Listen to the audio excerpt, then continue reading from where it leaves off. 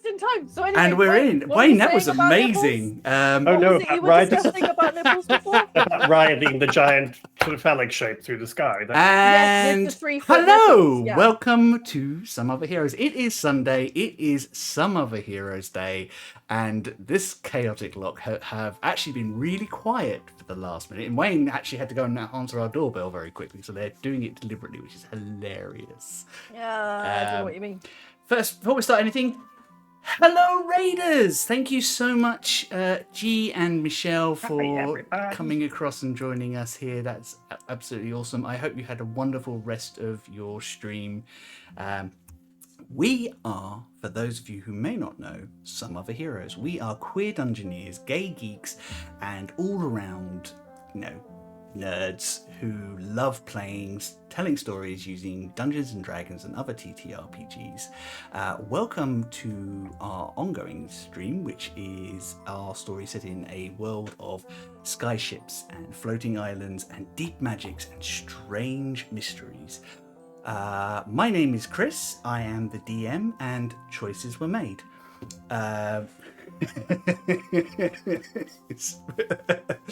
With me are three wonderful people who will all introduce themselves. And I'm going to start all at once this week with Charlie.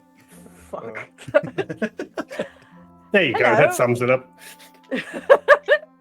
Hi, I am Charlie, she, her, for me, and also for my character, Aisling, who is my adorable, magical Saw Warlock satyr, who I love. Amazing. Theo, would you like to go second, please? Sure. Hello, I am Theo. They, them pronouns for me, please. And I will be playing the slightly awkward half-elf wizard Eugene. Getting better with it. I think a little bit. Yeah, I think so. Yeah, he is. Growth. Growth, exactly. Character growth. Growth. And last but not least, Wayne. Hi, everybody. I am Wayne, and my pronouns are he, him, as are the pronouns for my character that I should be playing today, the Dragonborn Bardadin called Rock. I still like Bard in a Hard Who, Shell. by the way, was dead. Was dead. Now Just he's in not. case anyone didn't know. They got better. It's They fine. got Oh, but it's a secret that I'm not dead anymore. Yeah. He slept it off, but don't It's tell going anyone. very well. Before we dive into today's episode, I have some small announcements and thank yous to go through. If you haven't already, you should really be following Feline Trickster and Top Banana Art. They are wonderful people and they do regular art streams, and they are the people that raided us today, which is really lovely of them, so thank you so much. More people who draw cool things. Exactly. Yeah. We do love some people that draw cool things over here. We collect them like shiny rocks. Feline Trickster, the lovely Michelle, is one half of our mods. She is a wonderful person. Her and Nikki, Bespectacled Man, who is also a lovely person, are here to keep you comfortable and happy and keep those horrible bots out of the chat and make sure that there are no nasty people kind of making your fun go away. They do carry big hammers, but if they do notice anything, just give them a shout. If we haven't noticed ourselves, we always appreciate that. Cool. If you're here, you probably like Dungeons and Dragons. Do you like cake? Good. I feel like if you like cake and if you like Dungeons and Dragons, and why wouldn't you like those two things, you should check out our friends Dice and a Slice. Dice and a Slice is a fortnightly podcast set in a nautical world of pirates and ancient gods and curses and strange stories. Our friends over there are doing an amazing job. It's a really good podcast and you should totally go and check them out. Just not yet. After we've done. Go afterwards. Yeah. Stay here. Also, Dungeons and Dragons themed, currently wrapping up their Divisia Census campaign is Wicked Game. Our friends Nikki and Michelle are two parts of the quartet that make up Wicked Game, as well as the wonderful Lydia and Tom. They are... I do believe the evil mastermind DM is also in the chat. Aha, indeed. What? This is excellent.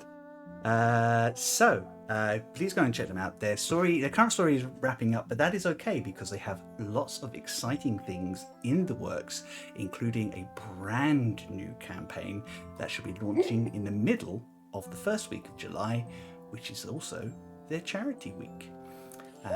Pop over, have a look over. We share as much as we can and keep an eye on our socials and their socials, and we will keep you informed. Because there may be something going on that might have a few people that you recognise. Also, it's like a whole week of charity week stuff. It's of crazy, geeky man. content. It's God. brilliant. So, have I missed anybody? Is there anything I need to kind of pick up on today? No, just to remind people that next week we will not be live on Sunday. We are taking a week's break because there is MCM Comic Con happening where Theo is going to be in person. So if you are in or around or near London, please, London? Yes. Yes. Please do head down and go and visit it, and you can actually meet Theo in real life. It's crazy. IRL. Amazing. Yes, there's some wonderful creators, but go and give Theo some support down there. Show them some love. And We're gonna miss Chris you. will be catching up on writing stuff, and I shall be doing other stuff, and you shall have a break from us for a week. Yes. But then we'll be back. We will be back. Sorry, Mum. In the first week. Oh, Yeah, sorry, Charlie's mum. Sorry, Charlie's mum. Hi, Charlie's mum. Sorry, Charlie's Hi, mum. Mum. Oh, yeah, you're in trouble. Dear. I think that's everything. So, in which case, before I catch up on what we've been doing, here are our titles.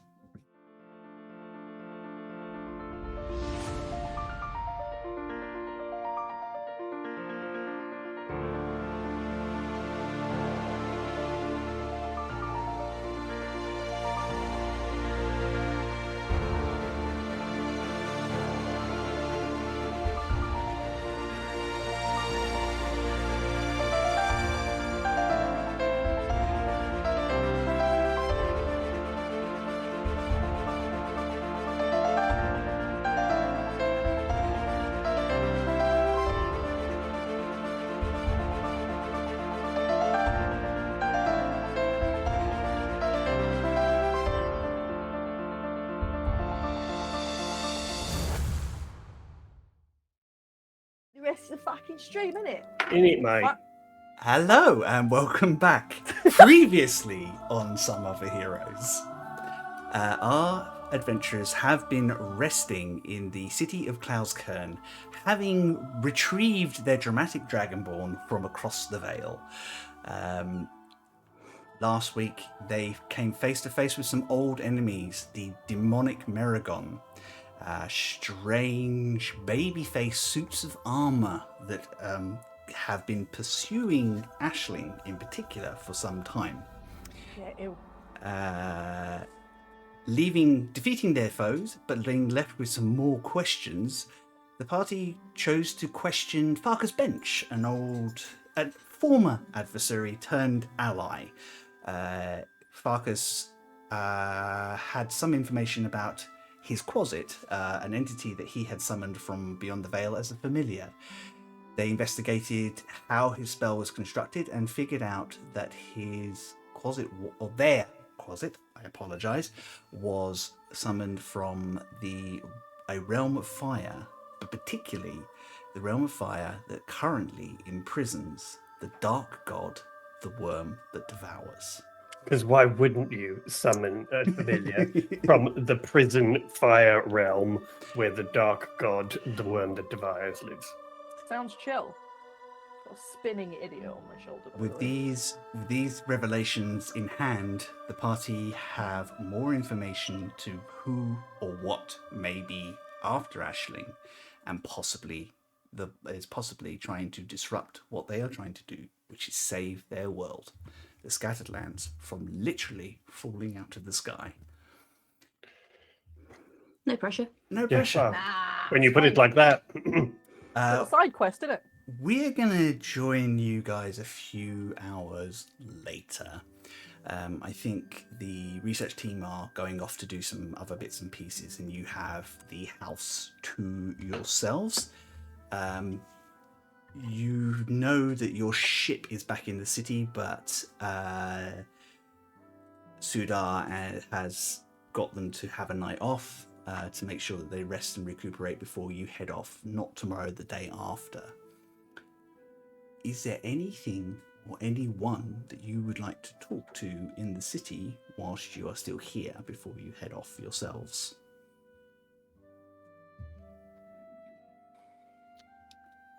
Can't think of anything for Aisling.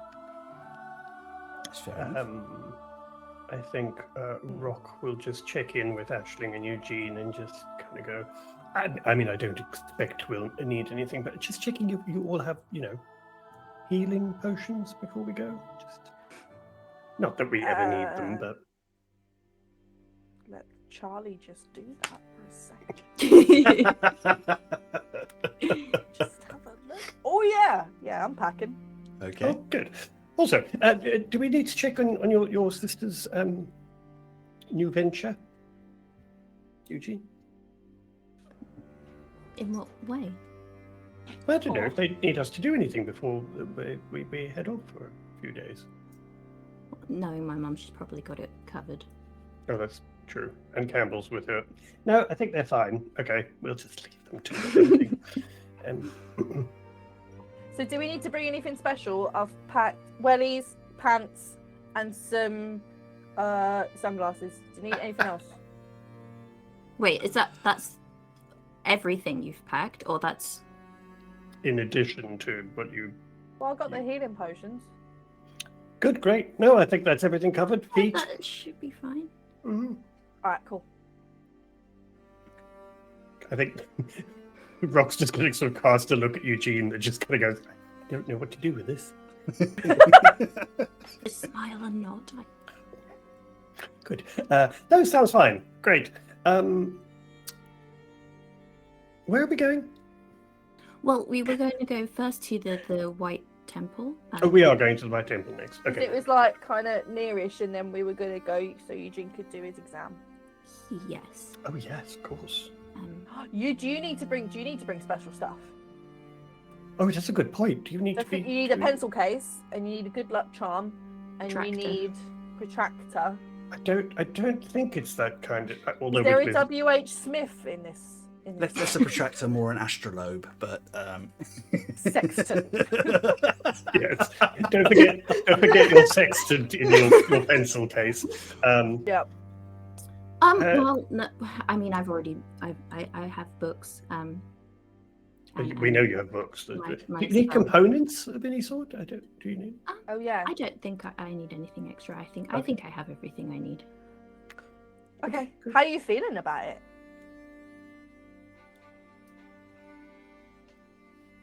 Well, fine. What's my passive insight again? 18. Okay. Yeah, he's definitely not fine. Yeah, do you know? But I think we can worry about that once we've been to the White Temple. Yeah, who knows? Maybe we'll get injured, and then you won't worry so much Yeah, about maybe, the exam, yeah. and you'll worry about the injury.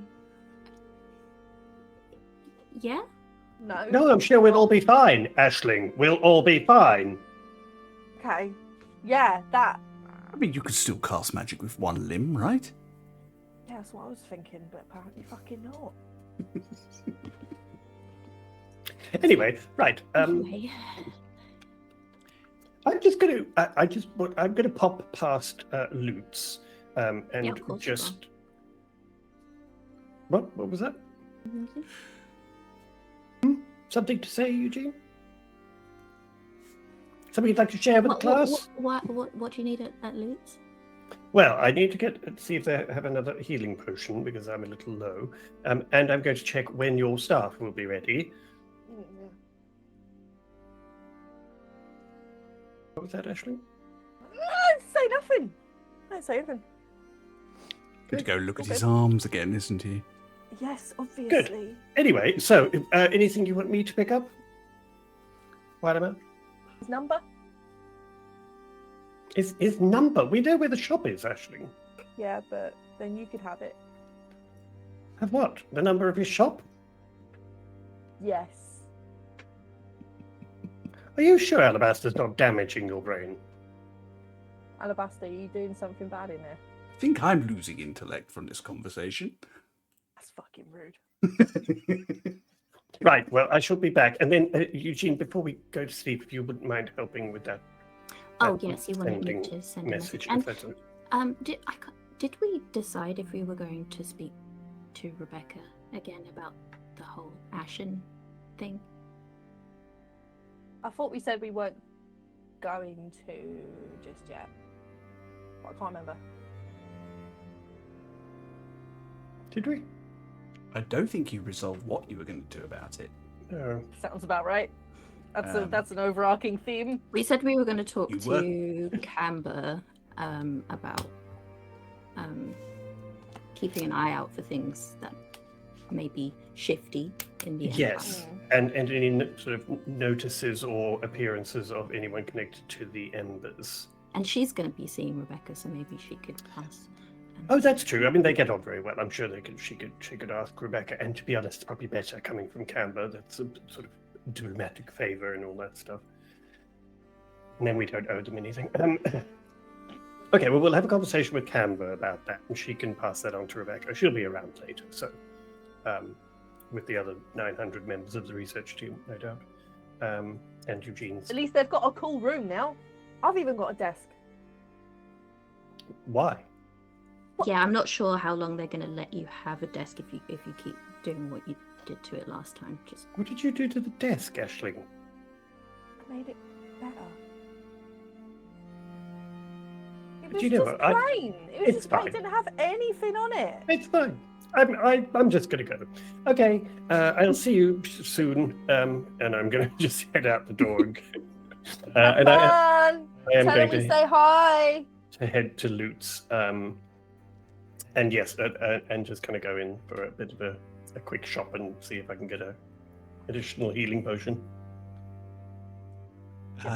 Cool. You make your way up a couple of streets, and on your way, you see Valindra and Evelyn walking back, arm in arm, looking very happy with themselves.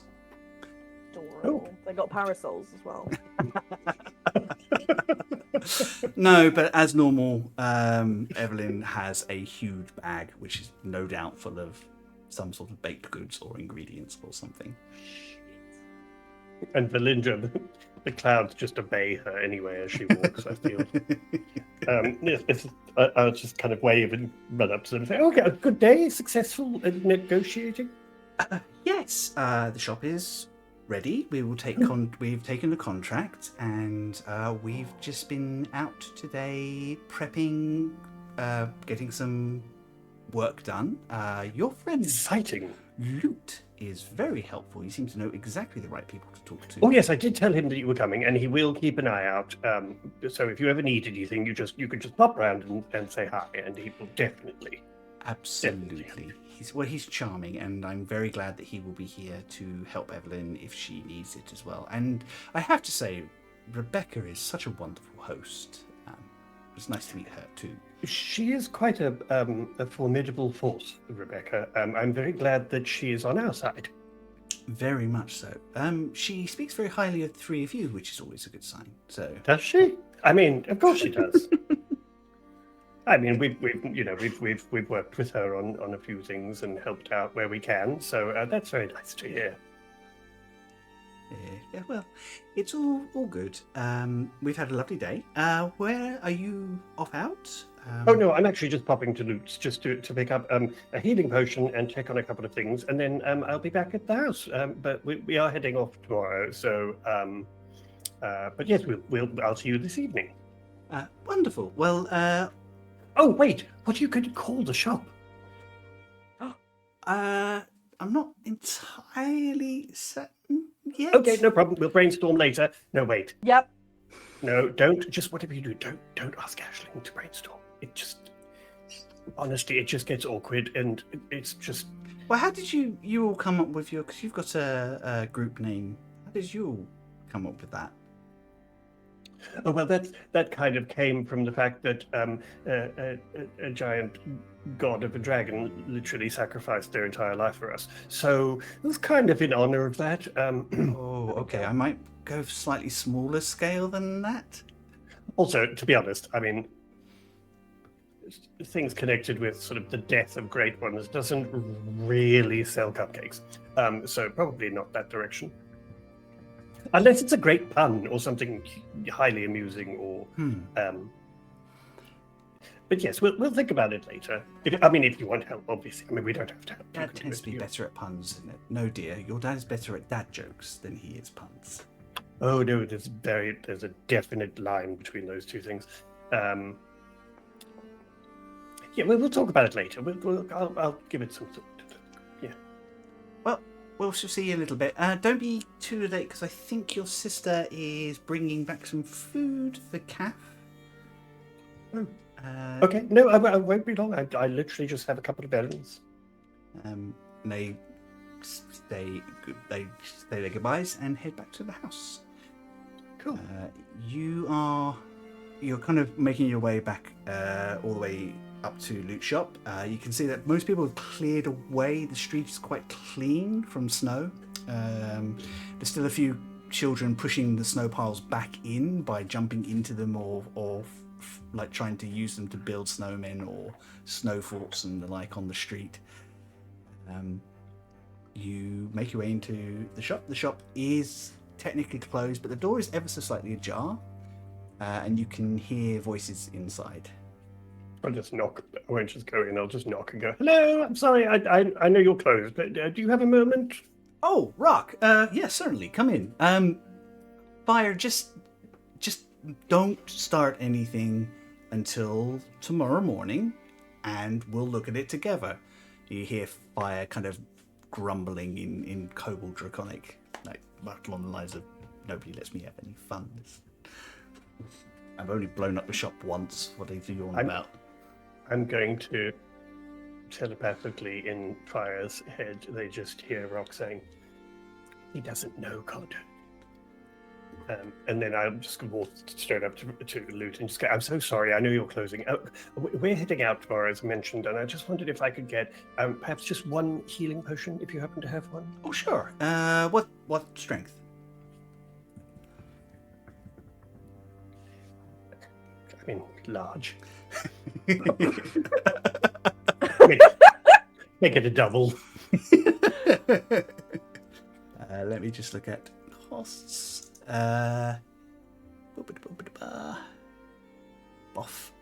Okay, well, we've got pretty much as many healing, standard healing as you might need. We've got a couple of greater end, 200 apiece.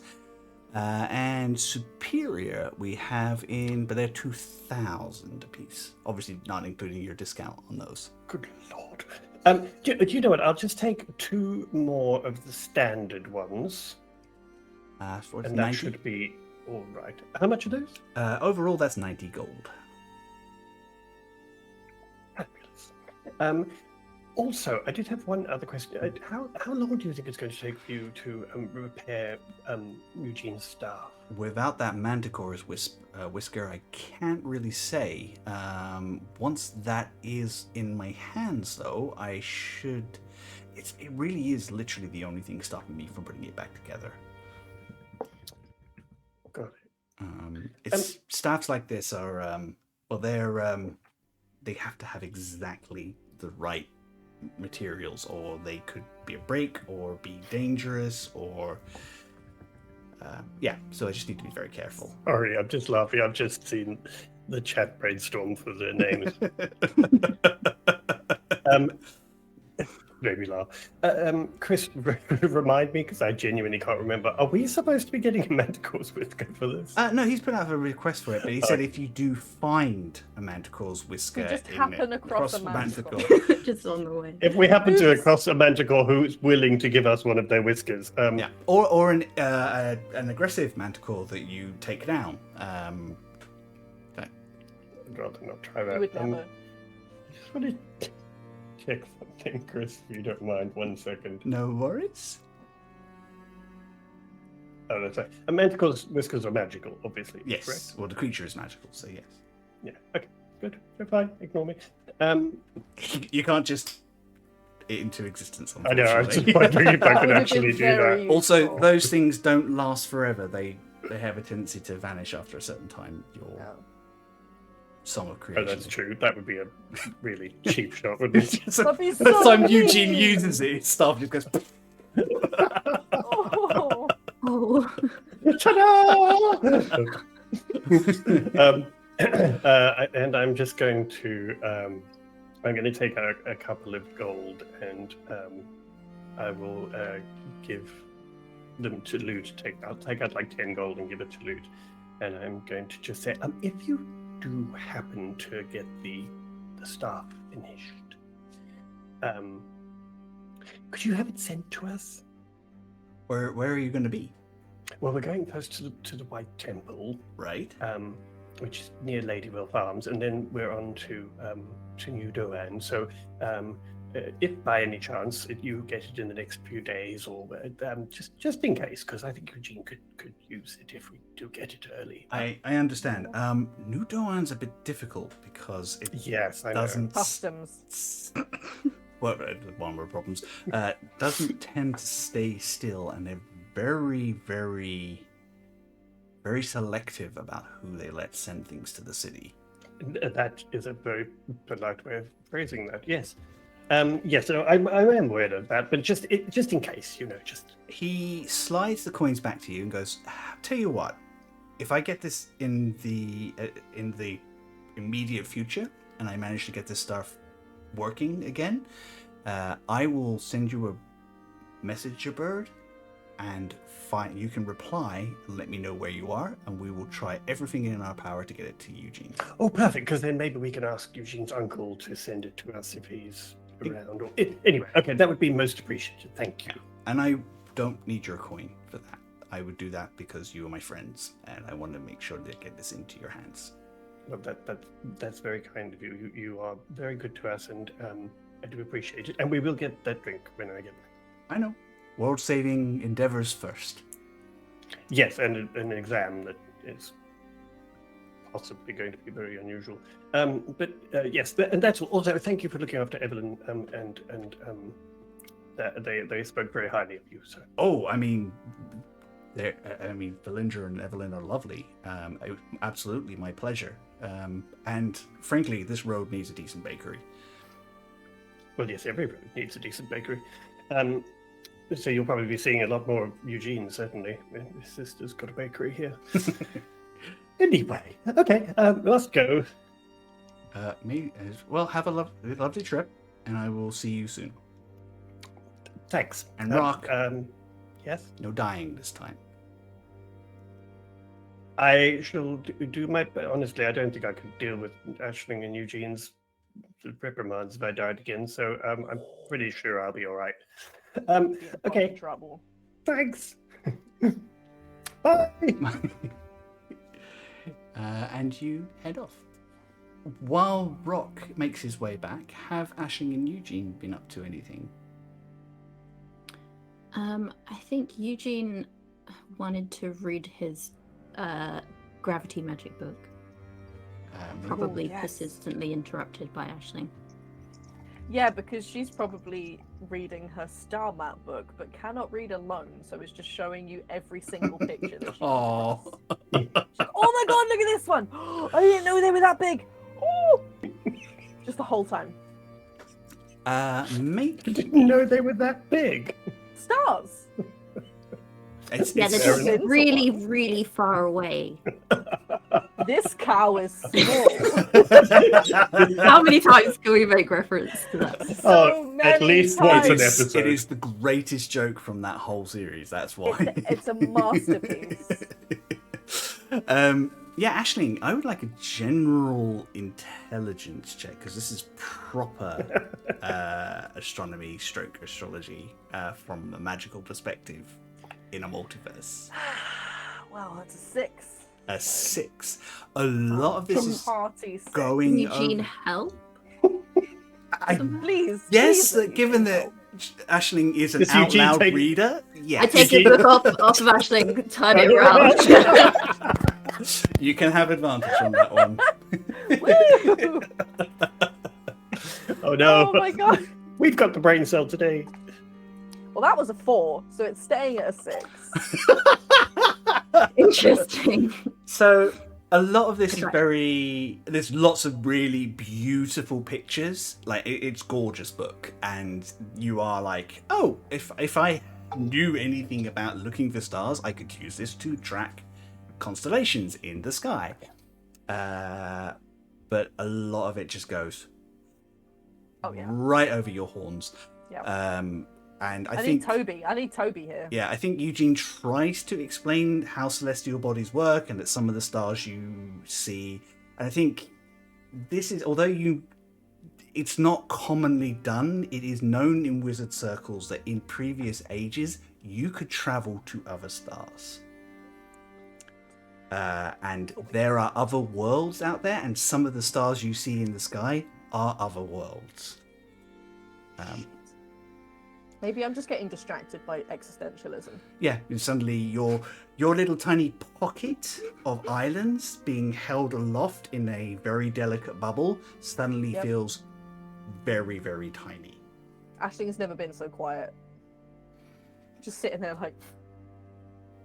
Oh, finally I can read my book. It's so small. Oh, God. Everything is meaningless. Nothing means anything. It's alright, that won't last long. And is my mother home yet? She probably comes home a little while after Rock leaves.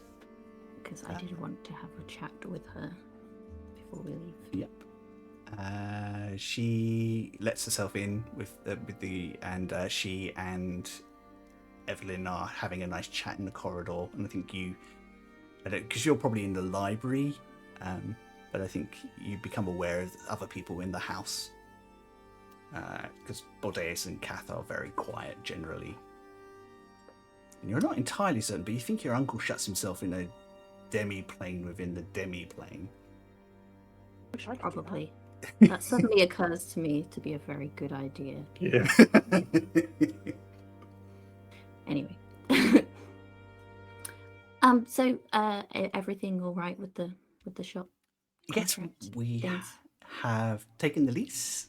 We went shopping for ovens today, and have a couple of resources for getting flour and things in. Your sister is stupendously excited, so has immediately gone downstairs and is trying to help Kath prep for... I think Campbell's going to bring food home, but she's got some ideas that she wants to bounce off Kath, who has a wellspring of information. Because she's a beautiful genius. Entirely likely that whatever purpose Kath was built for, it was certainly for taking care of a household. She seems very good at it. Anyway, Yeah, she's great. how was your day? How was the meeting? Eventful. But everything's fine, probably. You're not busy right now, are you?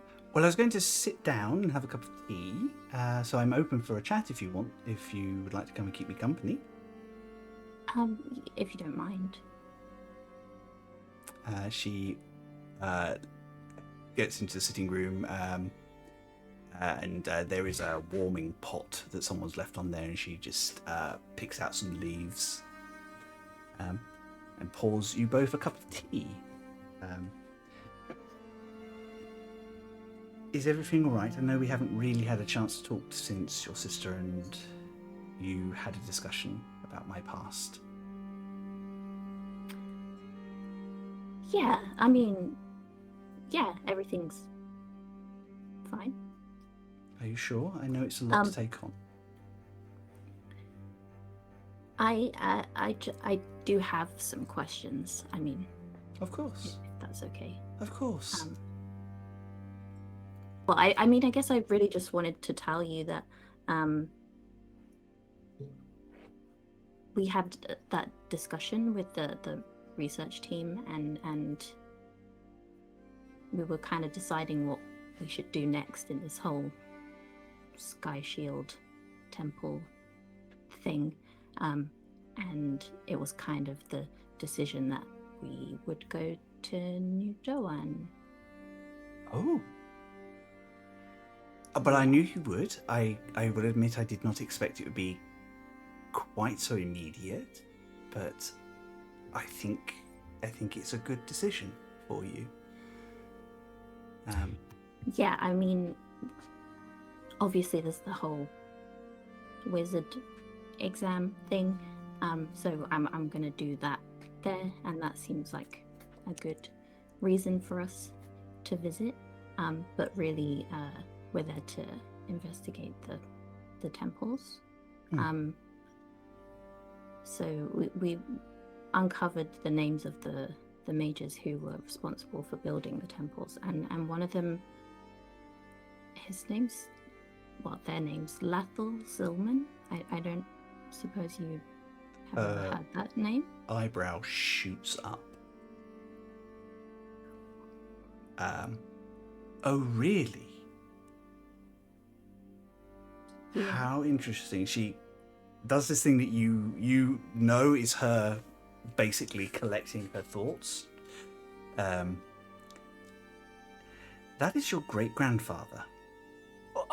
I suspected as much. And it's very interesting because he has never mentioned anything about knowing anything about the Sky Shield. Huh. Well, your aunt is in charge of our family now. It is her duty. But if your grandfather is still around, she may be able to introduce you to him.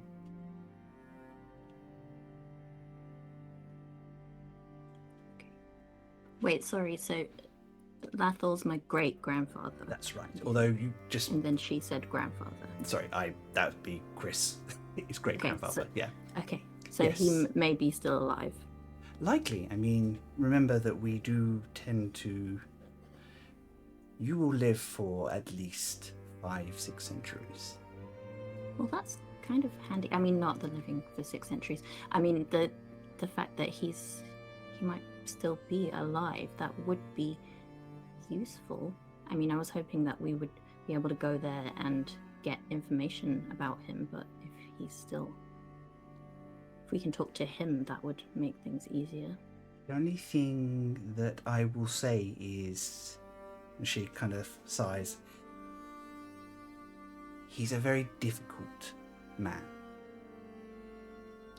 Tread carefully around him, because even if he chooses to help you, it will be very much on his terms and for his reasons.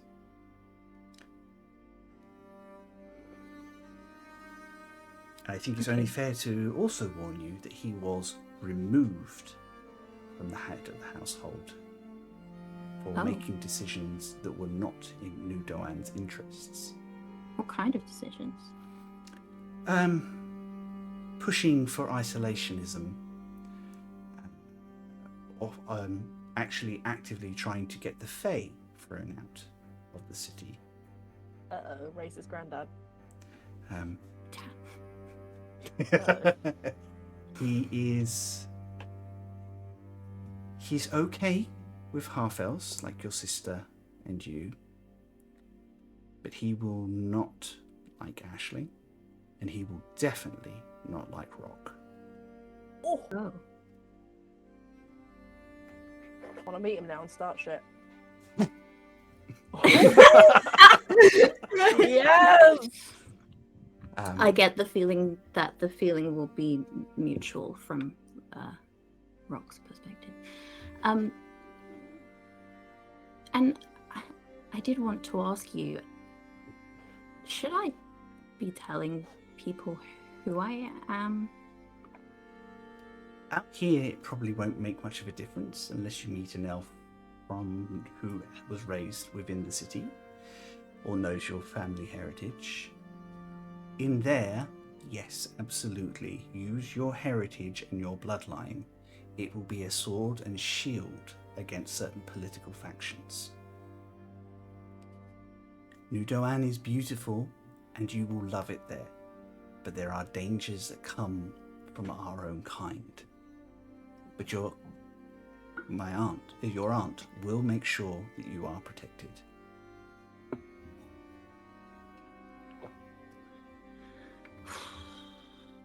She just reaches out and takes your hand. Do not worry. I know you're taking a lot on, but just focus on the next step.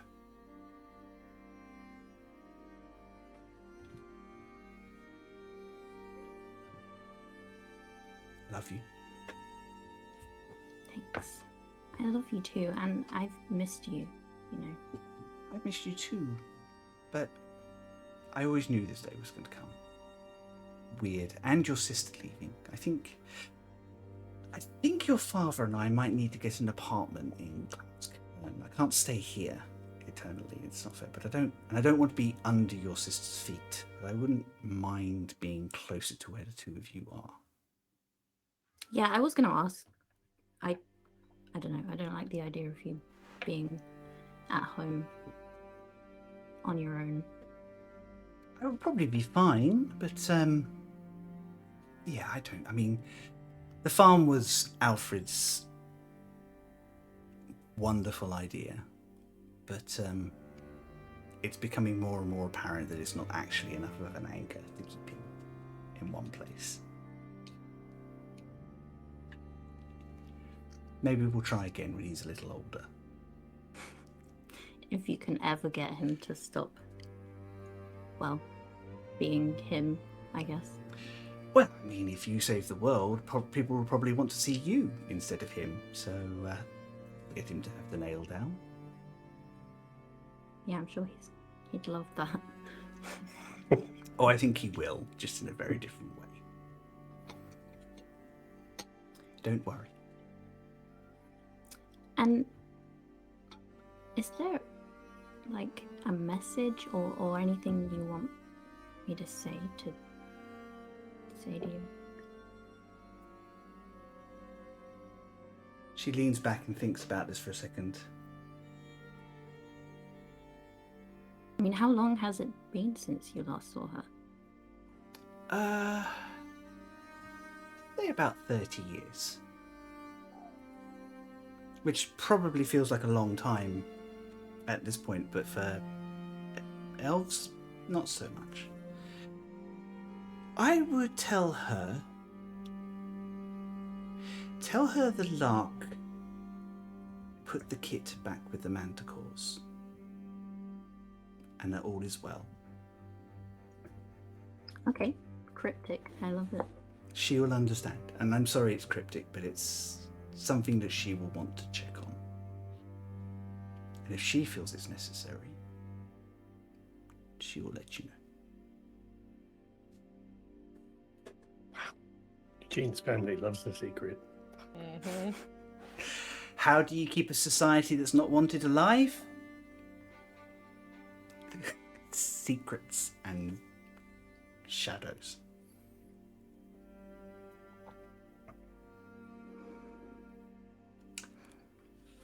Is there anything else at all? And is Aisling really trying to read that encyclopedia upside down? Oh no, she hasn't got it upside down again, has No, she? this way makes more sense. Look. Look, because then the big one's at the top. Makes more sense this way. Trust me. Okay. She just kind of sighs. Right. Yeah, I don't think there was anything else, really. Oh, wait, I did want to ask, about you mentioned when we had that conversation before about the moon houses and the eternal core, and I realized I didn't really ask anything about that. Oh, I think it might be better to let your aunt guide you through most of it. But There are 8 moon houses, each of whom serves a different purpose within our particular people, the Moon Elves. Ours were the Watchers of Moon's Parting. Our duty was to largely to record history as it happened and ensure it was secured away for future generations to be able to find. We used to seek out stories and songs, and before we locked ourselves away, we were much more in tune with the world. Sounds cool. Very much is. And when you get there, you'll have an opportunity probably to meet several members of the other moon houses, and each of them has a different duty that they ascribe to. Our people are technically scholars, probably the greatest scholars among the elves. We go to war slowly and only in the interest of protecting the future of our people and the world. We have a cool library. We have all the cool libraries. Oh. Only the Star Elves have maps that we do not have access to, and only the Night Elves have shadowy secrets that they keep for themselves. But everything else, all of Elven history, many secrets of the world, are kept in our libraries or passed on in our stories and songs.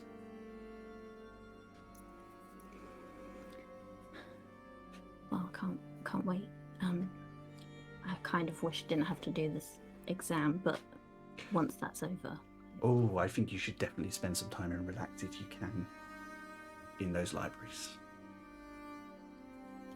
Yeah, I feel like Rock and Aisling are probably going to have to drag me away from them. 100%.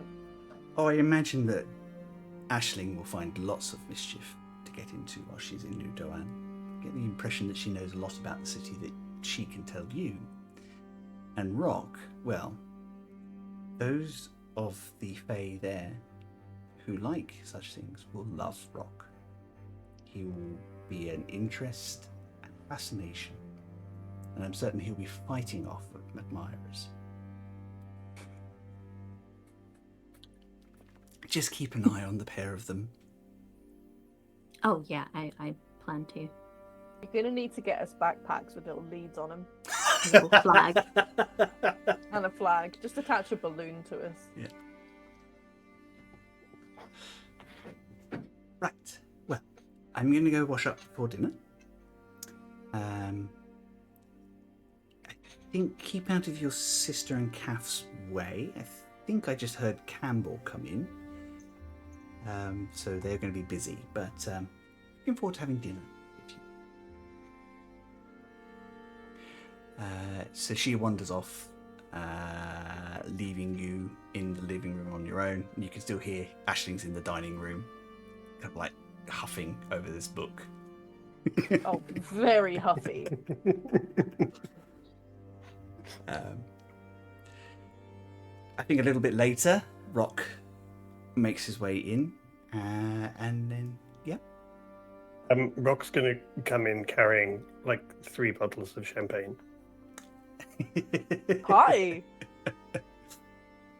And you all settle in for the night. The rest of your evening is probably a very nice, extended family sort of meal, with the Revorcuses, the Applebys, and Aisling and Tythig Perb, all sitting around, chatting, just enjoying each other's company before It's so lovely. these three wonderful people have to head off and put themselves at risk again. There is only one interruption in the evening. Sudar pops past to let you know that he will be ready to leave the following morning. Not tomorrow morning, but the morning after. Has Sudar been in the house before? No. But he does know where to come. You probably gather that Tythig has probably given him all the information that he needs. Aisling has a serious, like, toddler urge to show him all her things. This is my frog. Look at this! Look at this shelf of these things! And then you can just draw on the wall and then it disappears. Yeah. I will not draw on the wall because it is not my wall to draw on, but I am very pleased for you. It's Not not mine actually either. wall to draw on, it doesn't stop her. Ah, Oh, there he goes again. My house.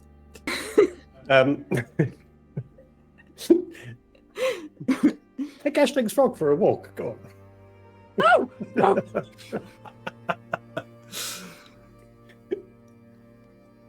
Sudar just lets you know that they'll be ready in time, and I would like one of you to roll. Cool. I would like one of you to roll a d8, a d6. My roll today has been stinky. Someone else do it. Okay. A D8 and a D6. Yes, please, and tell me what your total is. 8. He also returns with a cut of the profits that you have made and Hey-o. proffers 800 gold. Ooh. Nah. A lot of stuff that he managed to pick up from places in Dakland that people don't actually get to go to very often. Like, managed to sell very well on their way back. Just a housekeeping question. Who's keeping a tally of our group money? Not me. Because I'm not either. I thought I it was am. you. You have been. Are you? Yeah. Yes. Thank you. Thank you, Theo. I've just realised I have various amounts written on like pages of my notes, but nothing added up at all. Always decide who you'll miss out on stuff. What have we got so far in the kitty? Well, I've got records of what we've got from, like, collectively from the ship. Yeah, that's Yeah. that's. I what assumed meant. everyone was keeping track of their own money. Oh yeah. Are we always just splitting it 3 ways then? Whatever we get. And are you keeping Right, a cool. party fund for anything in particular, or no? Okie dokie. Alright, cool. So what would that be that we're taking? 800 by 3 is 266.66. Cool. So call it 260 each and put some, I don't know, back into the house to restock some stuff. And Good plan. awesome. Give a tip to Kath. Yes. We'll give it to Kath for housekeeping. I'm sure Kath will appreciate that. Although they don't tend to go. Bordeaux tends to do like any sort of like additional shopping, that not because Kath is not welcome in the city. I think just because Kath is She's so too perfect. unusual and a little uncomfortable when everyone stares at her all the time. I think so. Cowards. She's too efficient. Yeah, She has no she's time for perfect. the shopping malarkey. Yeah, she always gets Morrison's delivery, so Sudar she doesn't need to go in. does pull you off all to one side, though. Just to make you aware, we had to do some minor repairs on the way back, which is why we were slightly delayed. We were attacked by a flock of wyverns, which was unusual. Uh-oh. No one was Is everyone hurt, all right? no major damage, but it did slow us down a bit. You said that was unusual. Do you not have that happen? Although a wyvern will attack livestock or maybe take off a small ship or something like that, a bigger ship like us, they should kind of see as not worth the energy. But they were, I don't know, driven. And you're Did they- sure they were wyverns? Like dragons, no extra set of arms, little stingy tails. Wyverns. Were they just randomly attacking, or did it seem that they were trying to actually get to something or do something particular? I don't think they were trying to get to anything in particular, but they were focused. It was once they saw us, they were like, "We're gonna get you." Well, maybe they just. Maybe Dan had pissed them off or something. Dan does Who? have this effect on people, but I don't think. Who's that? Who's Dan? I don't think he has pissed off any ravens that I know of. Well, but you can't be sure. Fairly certain your friend Zer was going to drop him off the ship at one point, but Oh, yes. Yes, he's a rather unusual man. I would not want to upset that orc. No, me neither. No, definitely not. He said he will see you again soon as well. He departed not long after you left, actually. I think he was fairly sick of us, to be fair. I get the feeling he's quite a solitary orc. Well, I think all orcs like that are quite solitary. Okay, I think we need to stop talking about the orc thing. But well, thank you for letting us know anyway. But and yes, as long as you're ready for us to depart. Oh, we're fine. Sid had people working through the night. His baby was damaged.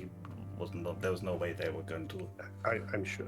Let him to rest. So anyway, Good, great. Well, I will collect the crew tomorrow evening, and we will have the ship up and ready for you the following morning. good.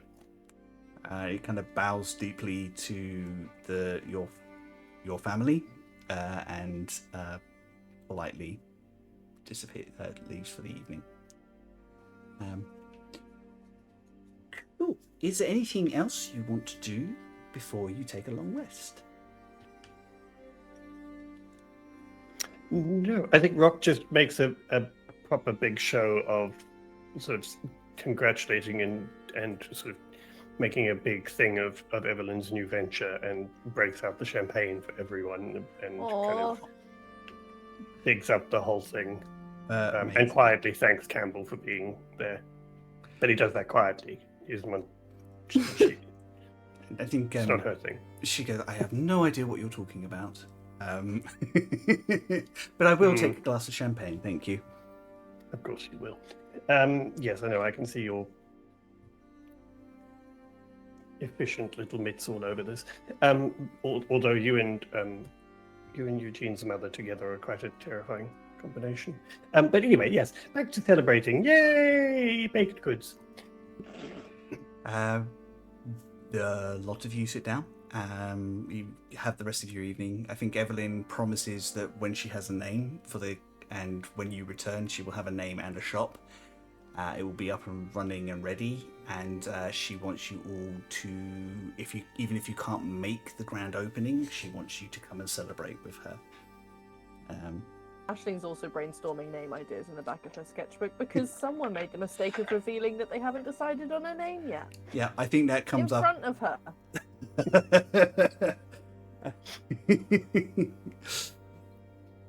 Yep. I think there's lots of suggestions being thrown at Evelyn, and she's maybe. No, and then at one point, no, I'm fairly certain that's offensive. Aisling, you like there are orcs in the city, and they will take offense to that. What did she say? Ash, I turned my back for 2 seconds.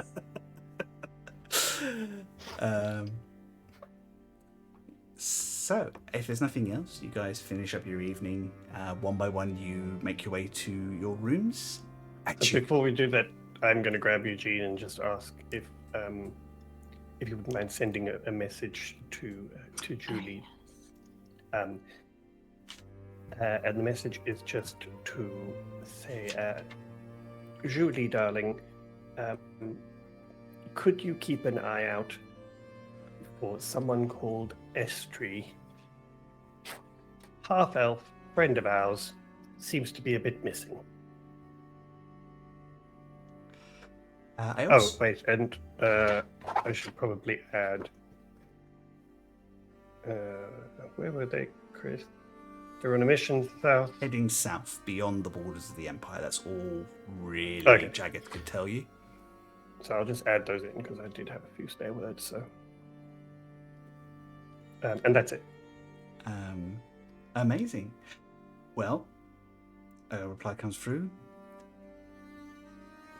Eugene Jarling, twice in 2 days.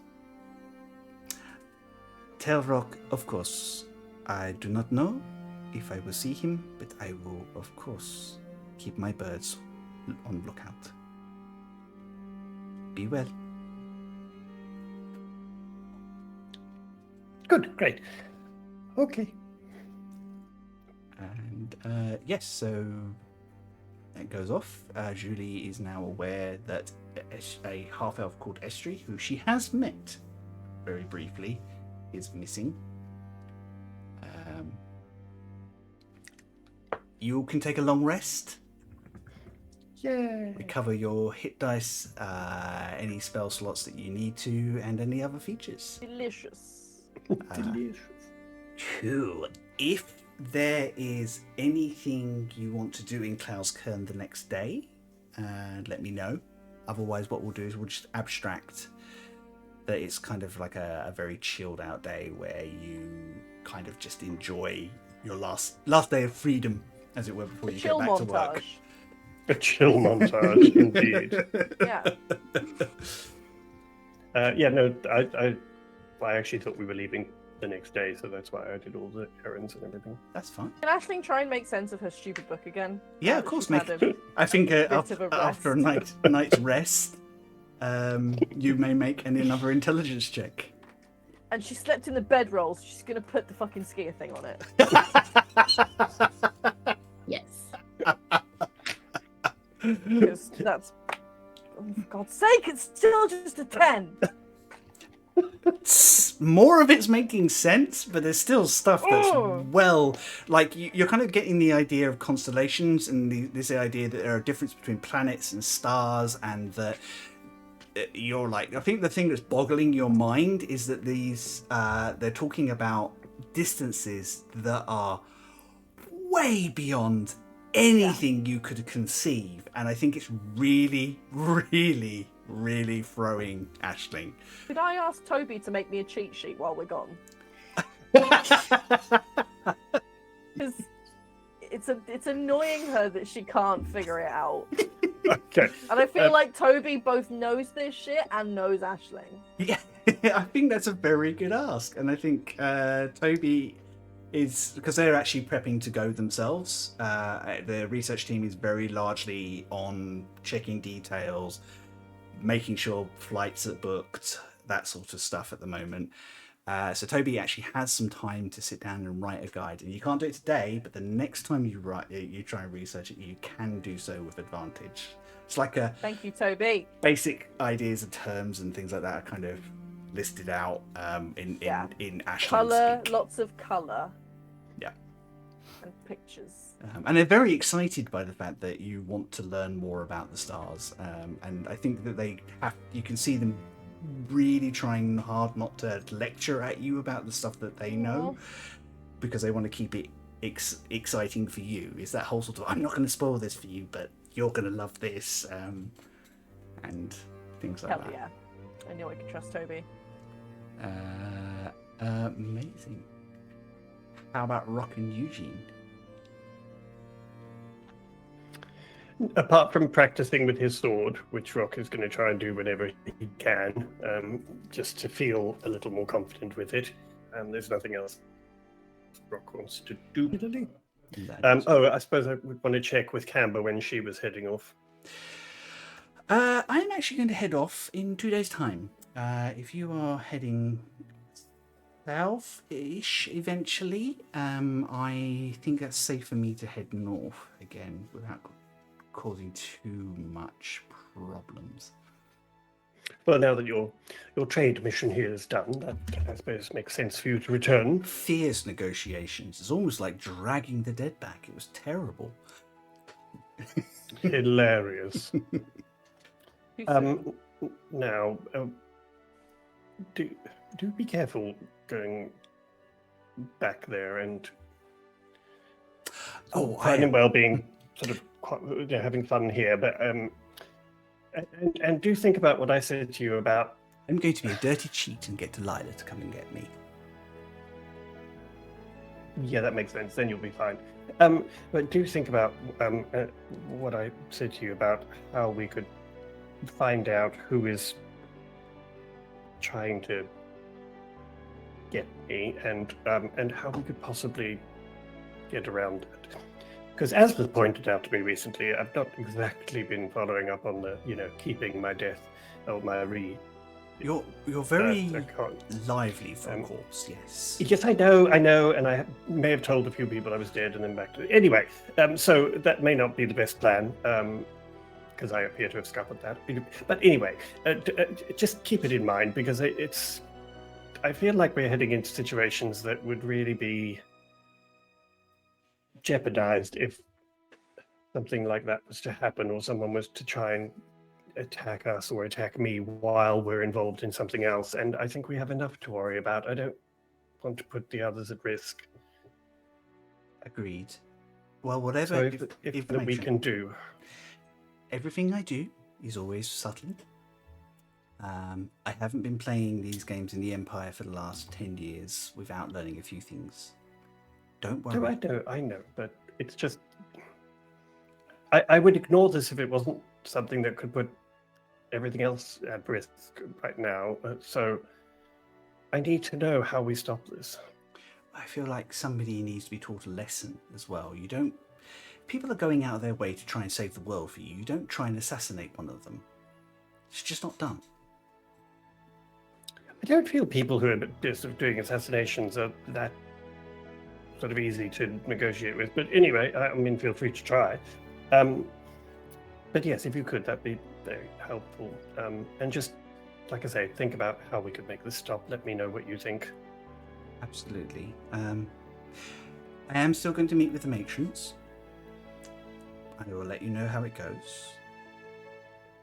The fun part of that is dancing around Mother and making sure she doesn't know what I'm up to. But it's not the first time that you and I have kept secrets from her. Yes, that is true. Although apparently Father knows a little more than I thought he does.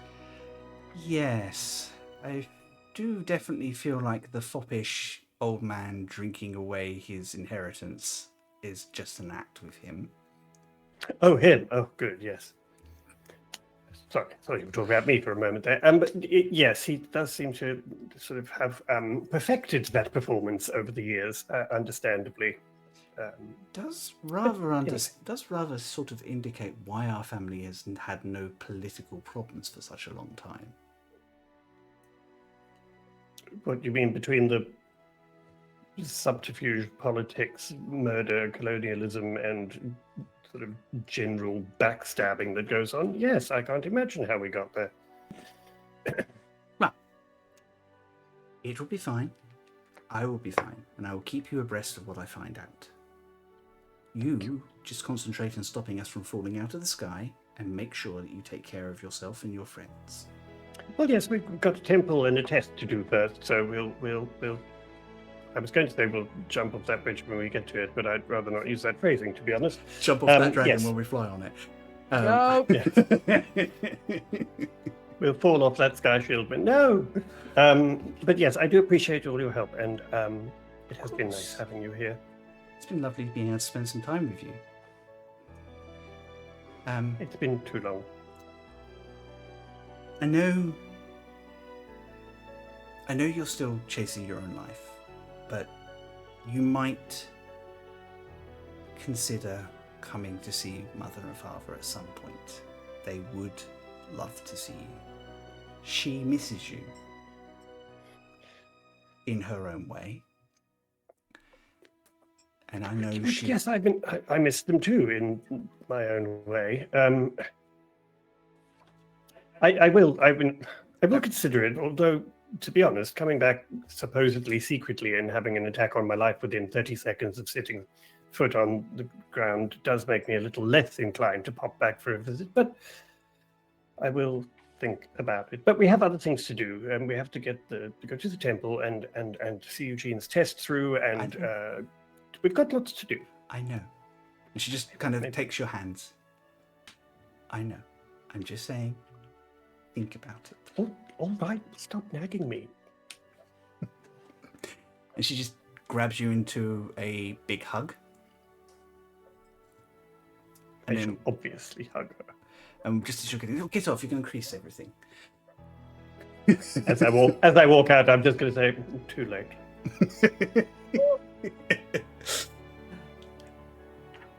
That's it. That's all I want to do. Amazing. As you're kind of getting ready the night before, Evelyn comes in with a basket of sweetbreads. Right, so there's 10 of these. One for you. It's okay, so take these with you. I think that they will keep you a little healthy when you need them. Good to know. So it's Love their confidence in us.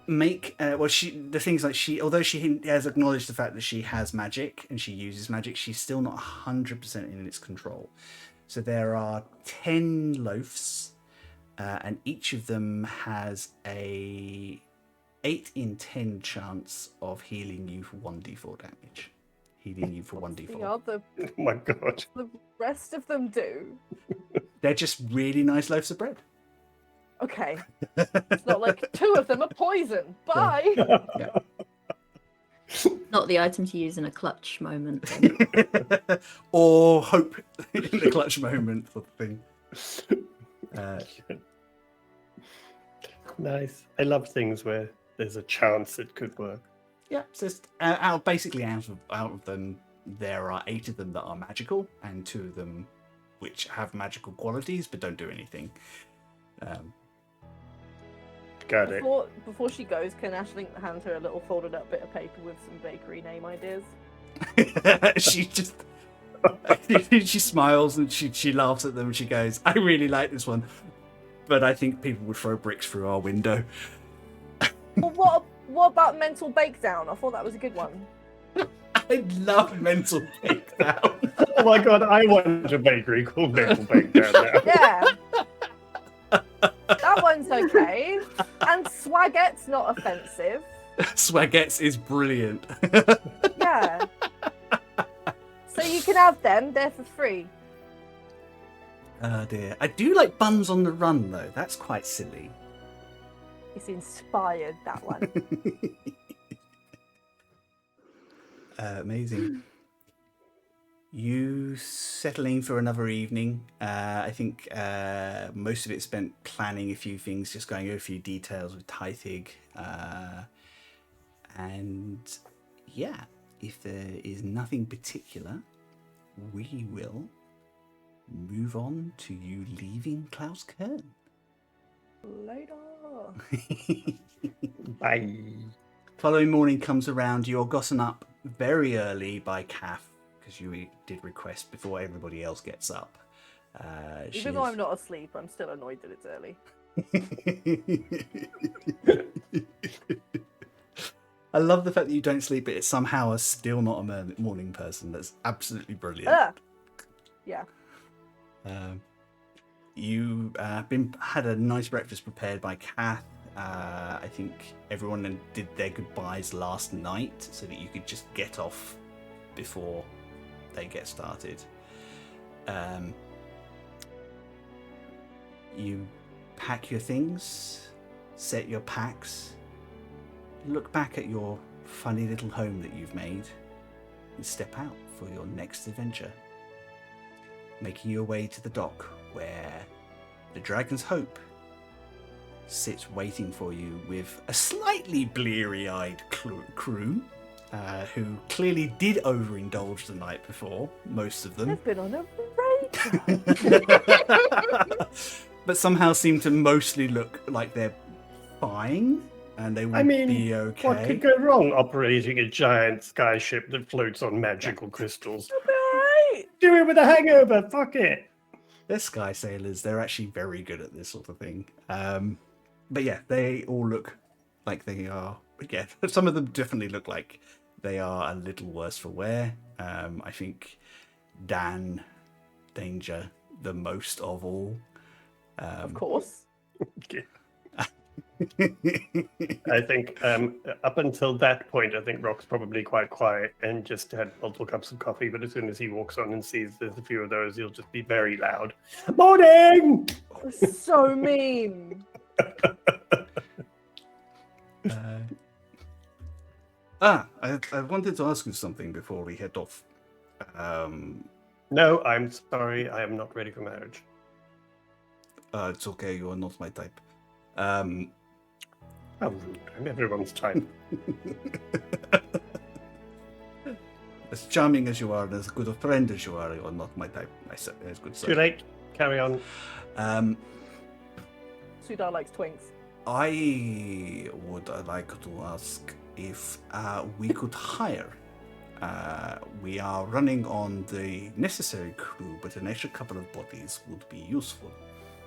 I could do with a second mate, and we could do with another deckhand. Most people are happy with one mate. Yes, but it allows Kiza to split her duties and me to focus more on captaining and less on managing the crew. I mean, if that's what we need to do, I guess will it make us go faster? It will make us more efficient in combat situations. It will make We need us... to paint fire down the side to do that. We have... True. Good point. It Good will point. Some red mean stripes. Two that- maybe. lines, yeah. Mhm. It will Yeah, keep yeah, yeah. the crew more alert and happy because they will be able to have shorter shifts. Well, I mean, I, as long as we can afford to do that, I think it makes perfect sense, don't you, Eugene, Aisling? Carry on the Yeah. way we are at the moment. We are making good profit. We might have a little less, but it is still good profit. I mean, you're in charge of the ship. I feel like that should be your decision if we need someone. Very well, in which case I did take the liberty of talking to somebody, but I wanted to make sure that it was okay before I asked them to join us when we return next. Who is it? Orc, very, very highly recommended, goes by Oddbob. When I mentioned that we might be hiring, he got very excited. Odd Bob. Yes. Yeah. Hire, I mean, hire the- or Bob. But do you know this Odd Bob? Yep. Hire or Bob. You know them? You guys all know Oddbob. Oddbob was the Mhm. brave orc that flew you onto Parshkick through the storm. Yeah, on the little rowboat. Oh my god, on the little boat, yes. Oh, I'd forgotten completely about that. We must have our Bob.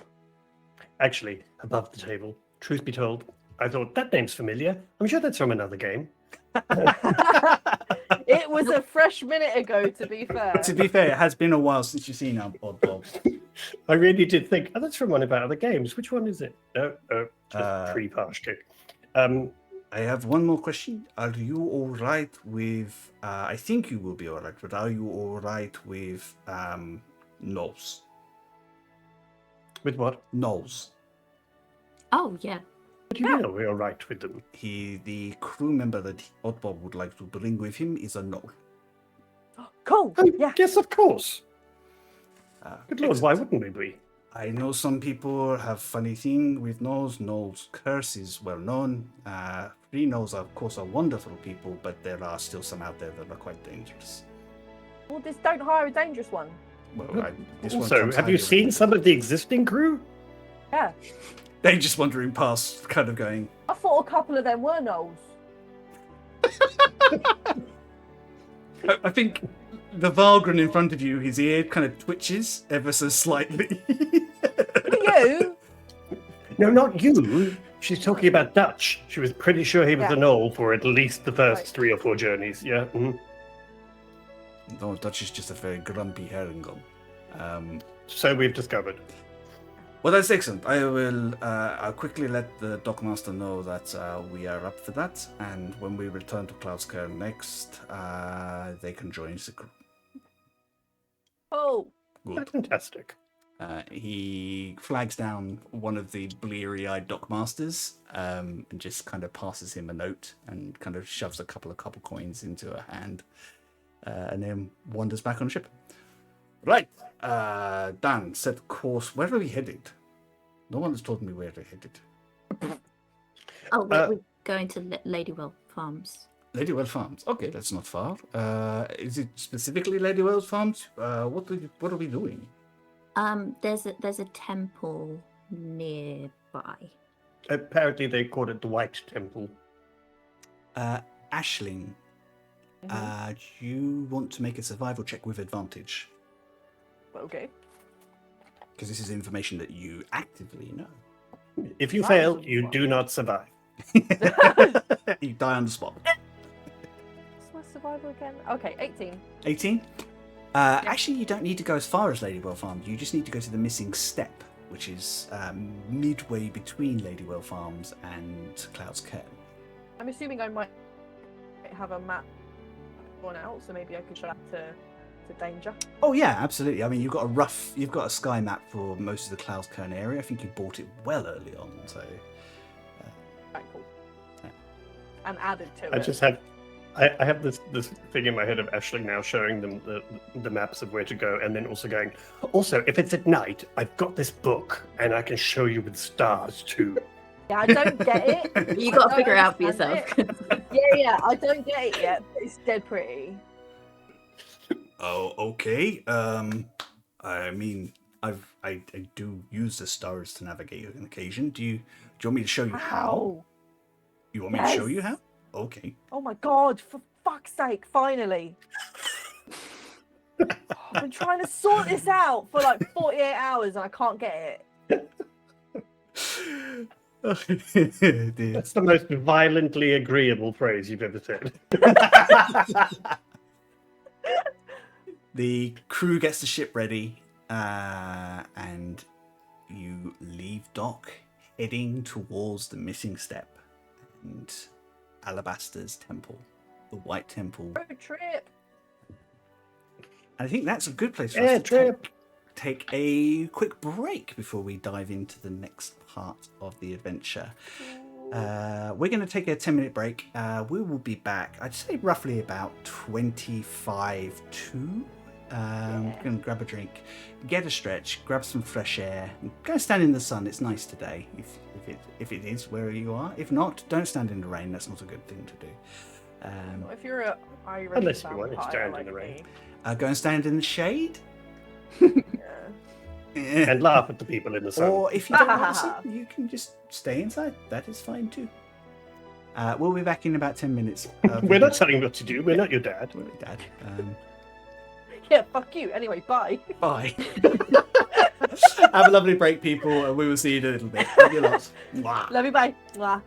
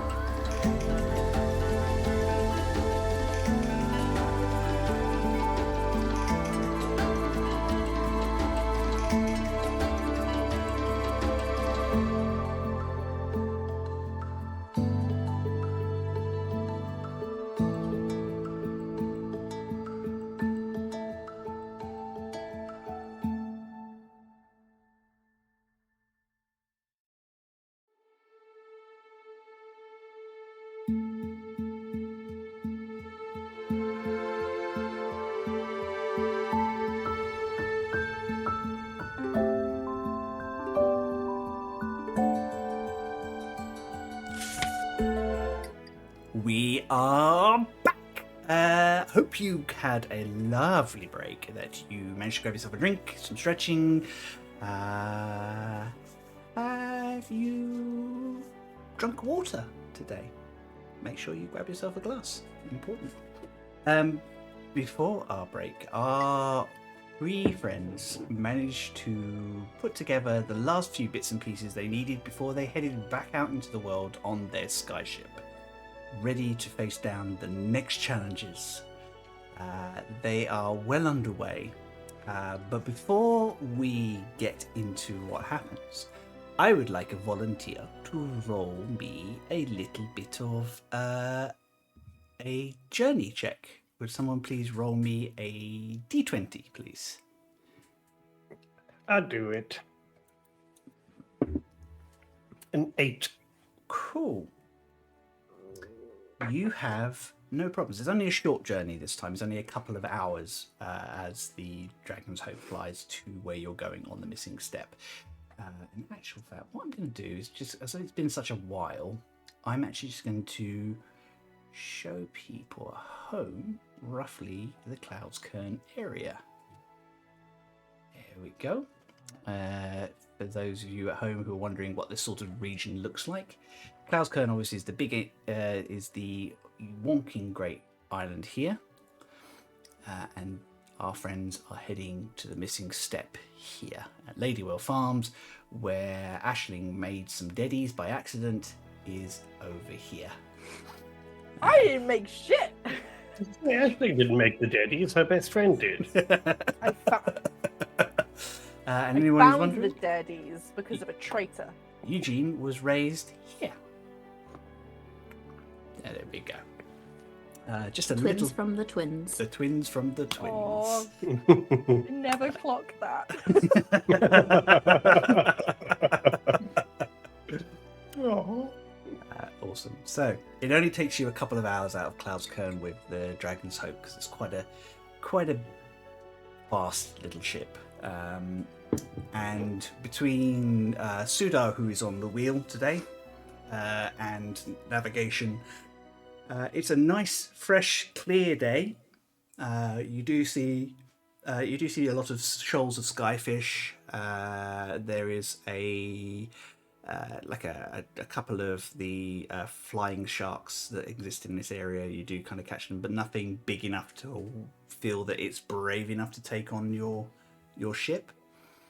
And it's not long before you see the missing step appearing. And I think Eugene and Aisling, I think you're probably both familiar enough, like, with the missing step to know what it's like. It is one larger island where there are a few people who live, but it's only like a couple of small farms with lots of little smaller islands that are not quite big enough to be inhabited. And every year or so, a new one appears, which is why it's nicknamed the Missing Steps. No, Nikki, because I hadn't had a chance to prep that. So Next time. Next time, maybe. And actually, the fifth step, which is the one helpful.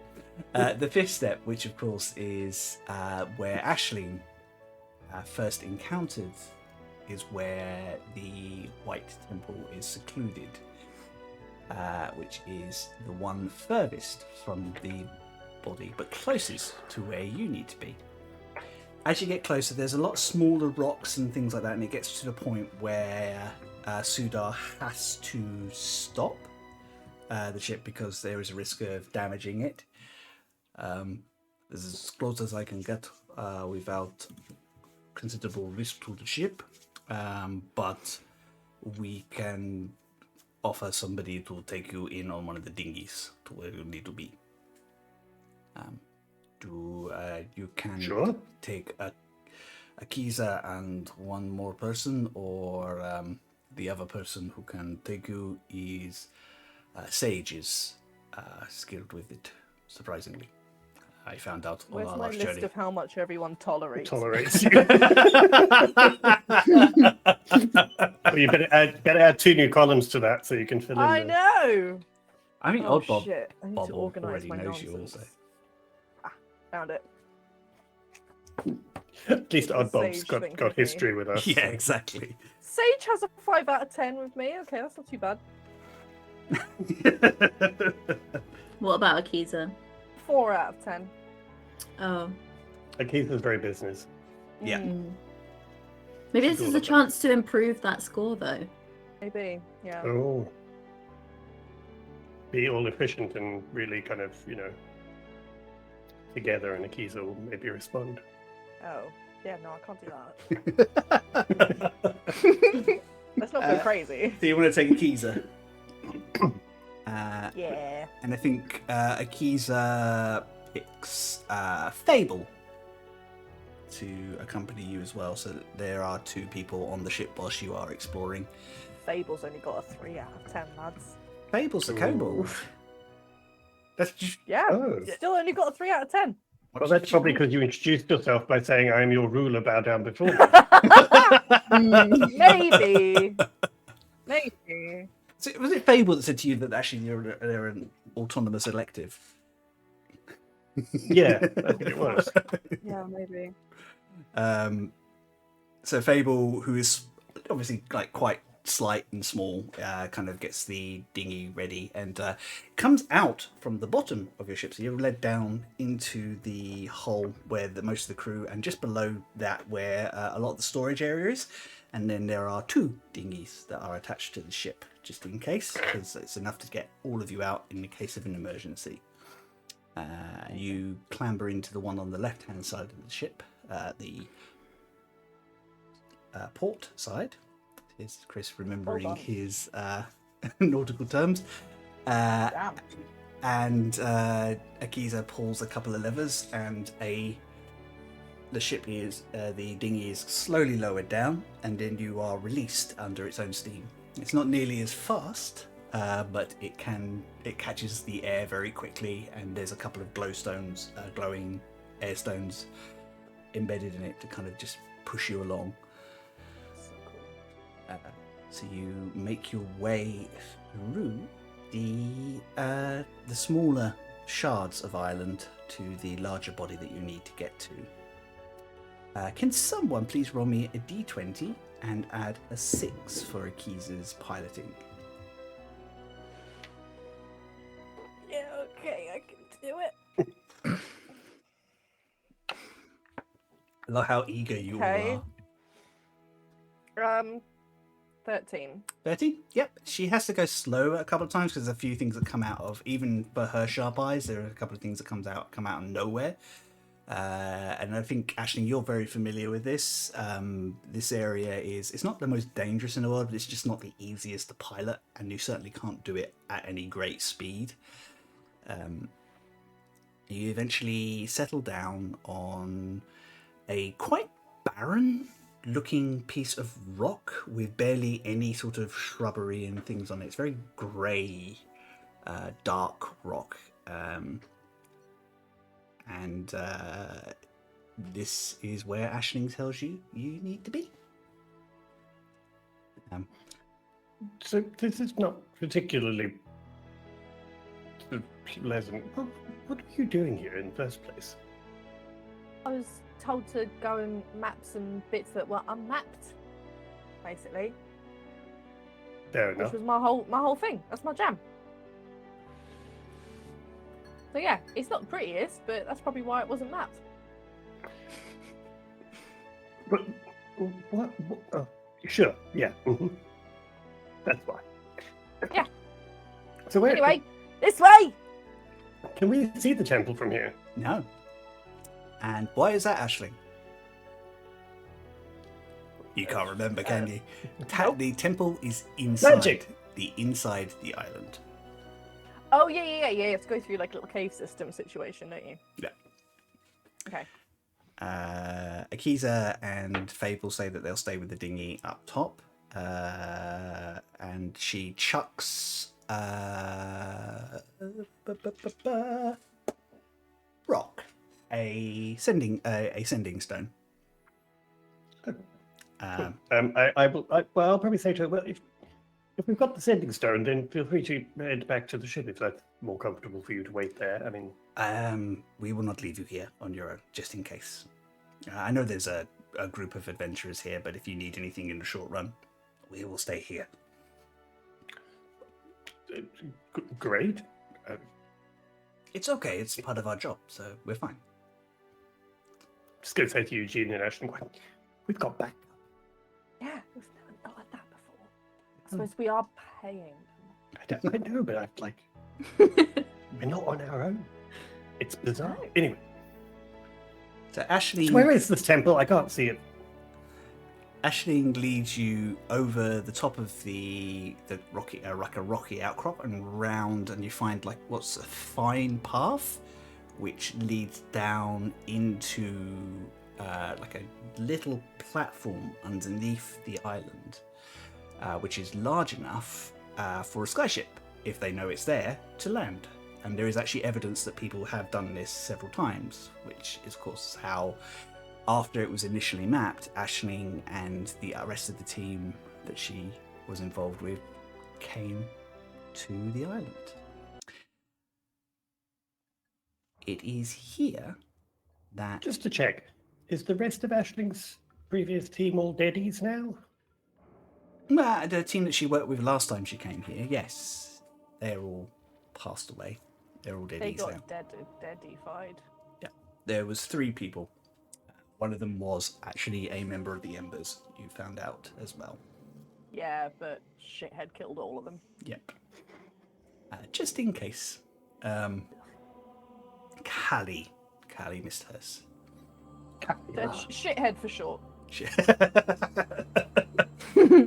Rolls off the tongue.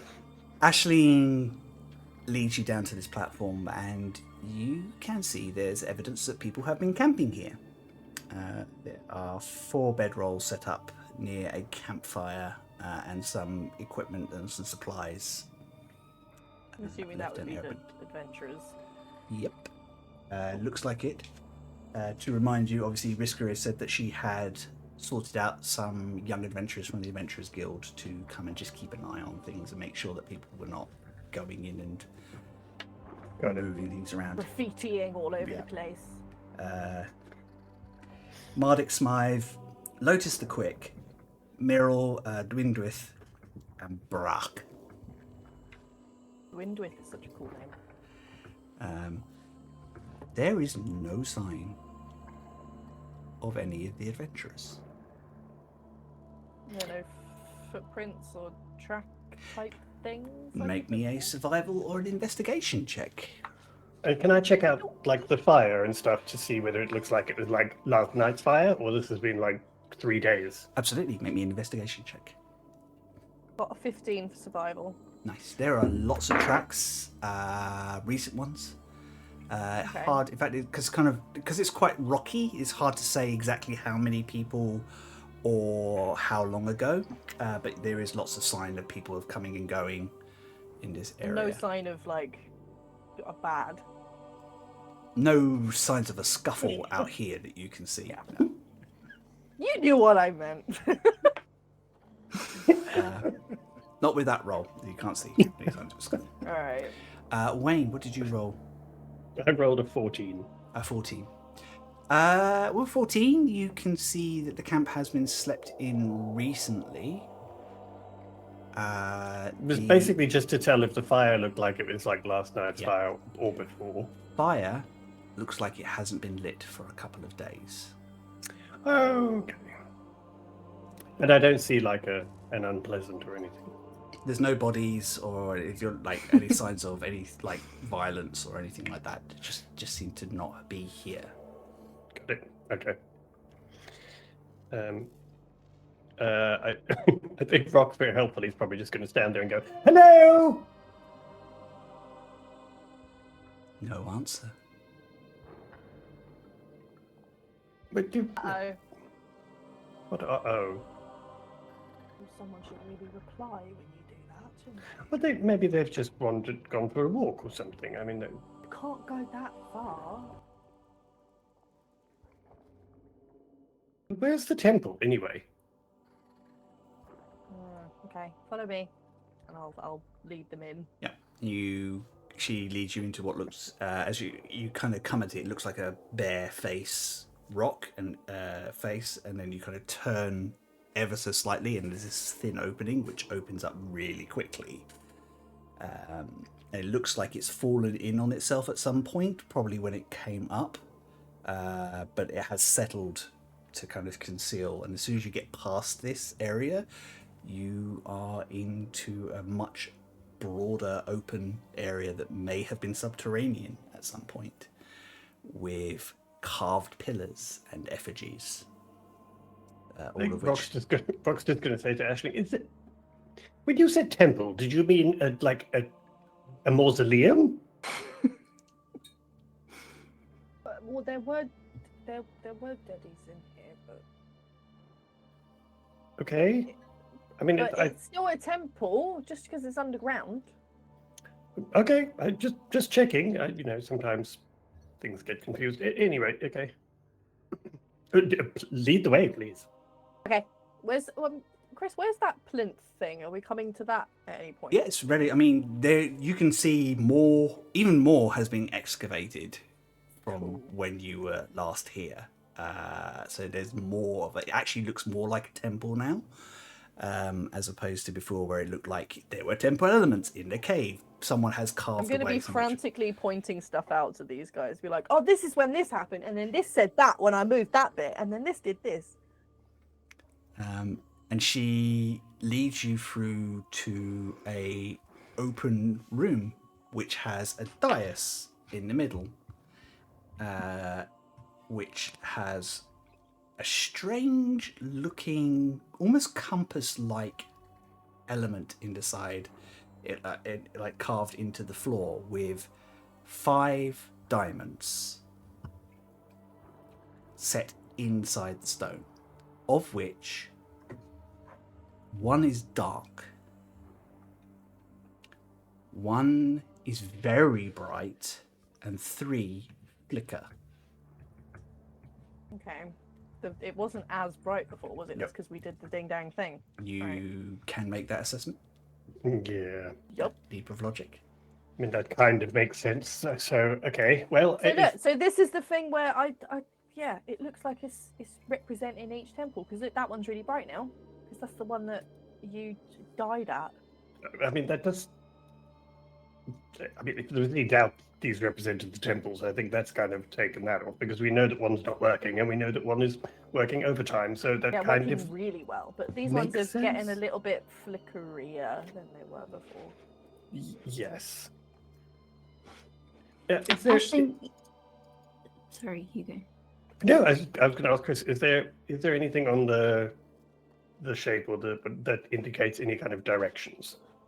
Not directly, but I think you can make a survival check to kind of work out roughly what direction you're facing. Well, it's more that I want to work out with that die. It's like, is this a geographical representation of where these things could be from each other? Yeah, I see what Could you're I saying. help and give him advantage? You can, but in a second, because I think Theo wanted to ask something as Eugene first. Okay. I was just gonna ask Aisling, you know maps. Now that we know that this light is that temple that we were at, and we know where that temple is, does that help to make sense of where the other ones might be in relation to that temple? That would be makes the sense. advantage that Rock gets. Okay. So yeah, I'll Aisling will rack her brain and help Rock with that. Okay. And rolling survival, Chris. That is right, yeah. This is a survival type thing. Ooh, nice. Survival. That's a 22. Ooh, very nice. Rock, I think you're already looking at that, and when Aisling and Eugene start discussing relationship, you're like, no, but yes. The diamond that would be closest to Daklan, to the floating forest of Malwind, is the brightest. Which would, and then the spacing is different. It's not exactly right in like terms of how you understand where you are. Admittedly, you're dealing with three-dimensional space when you're always, but it's never an exact science, but you are fairly certain it should be further to the east a little bit, so it's out of place. With this one. Yeah. And then you look at the dark one and you're like, well, that should put that one somewhere in the Empire. Uh-oh. But by that nature, two of them should be in the Empire. And then you I also will share this. remember,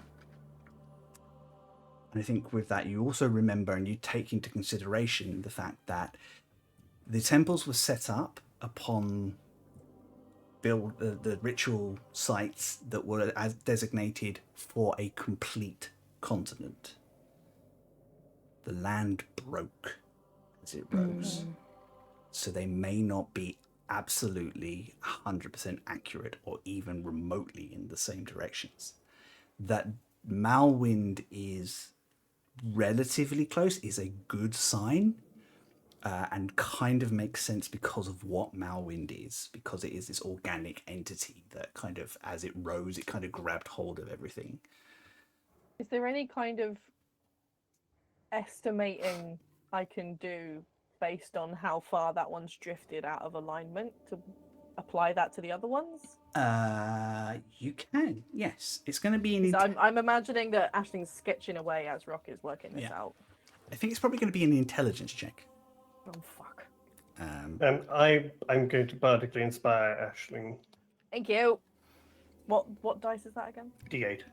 Okay, awesome. Because I'm gonna need it. Okay. Okay. General intelligence was that? Yeah. Okay, that's still an 18. Cool.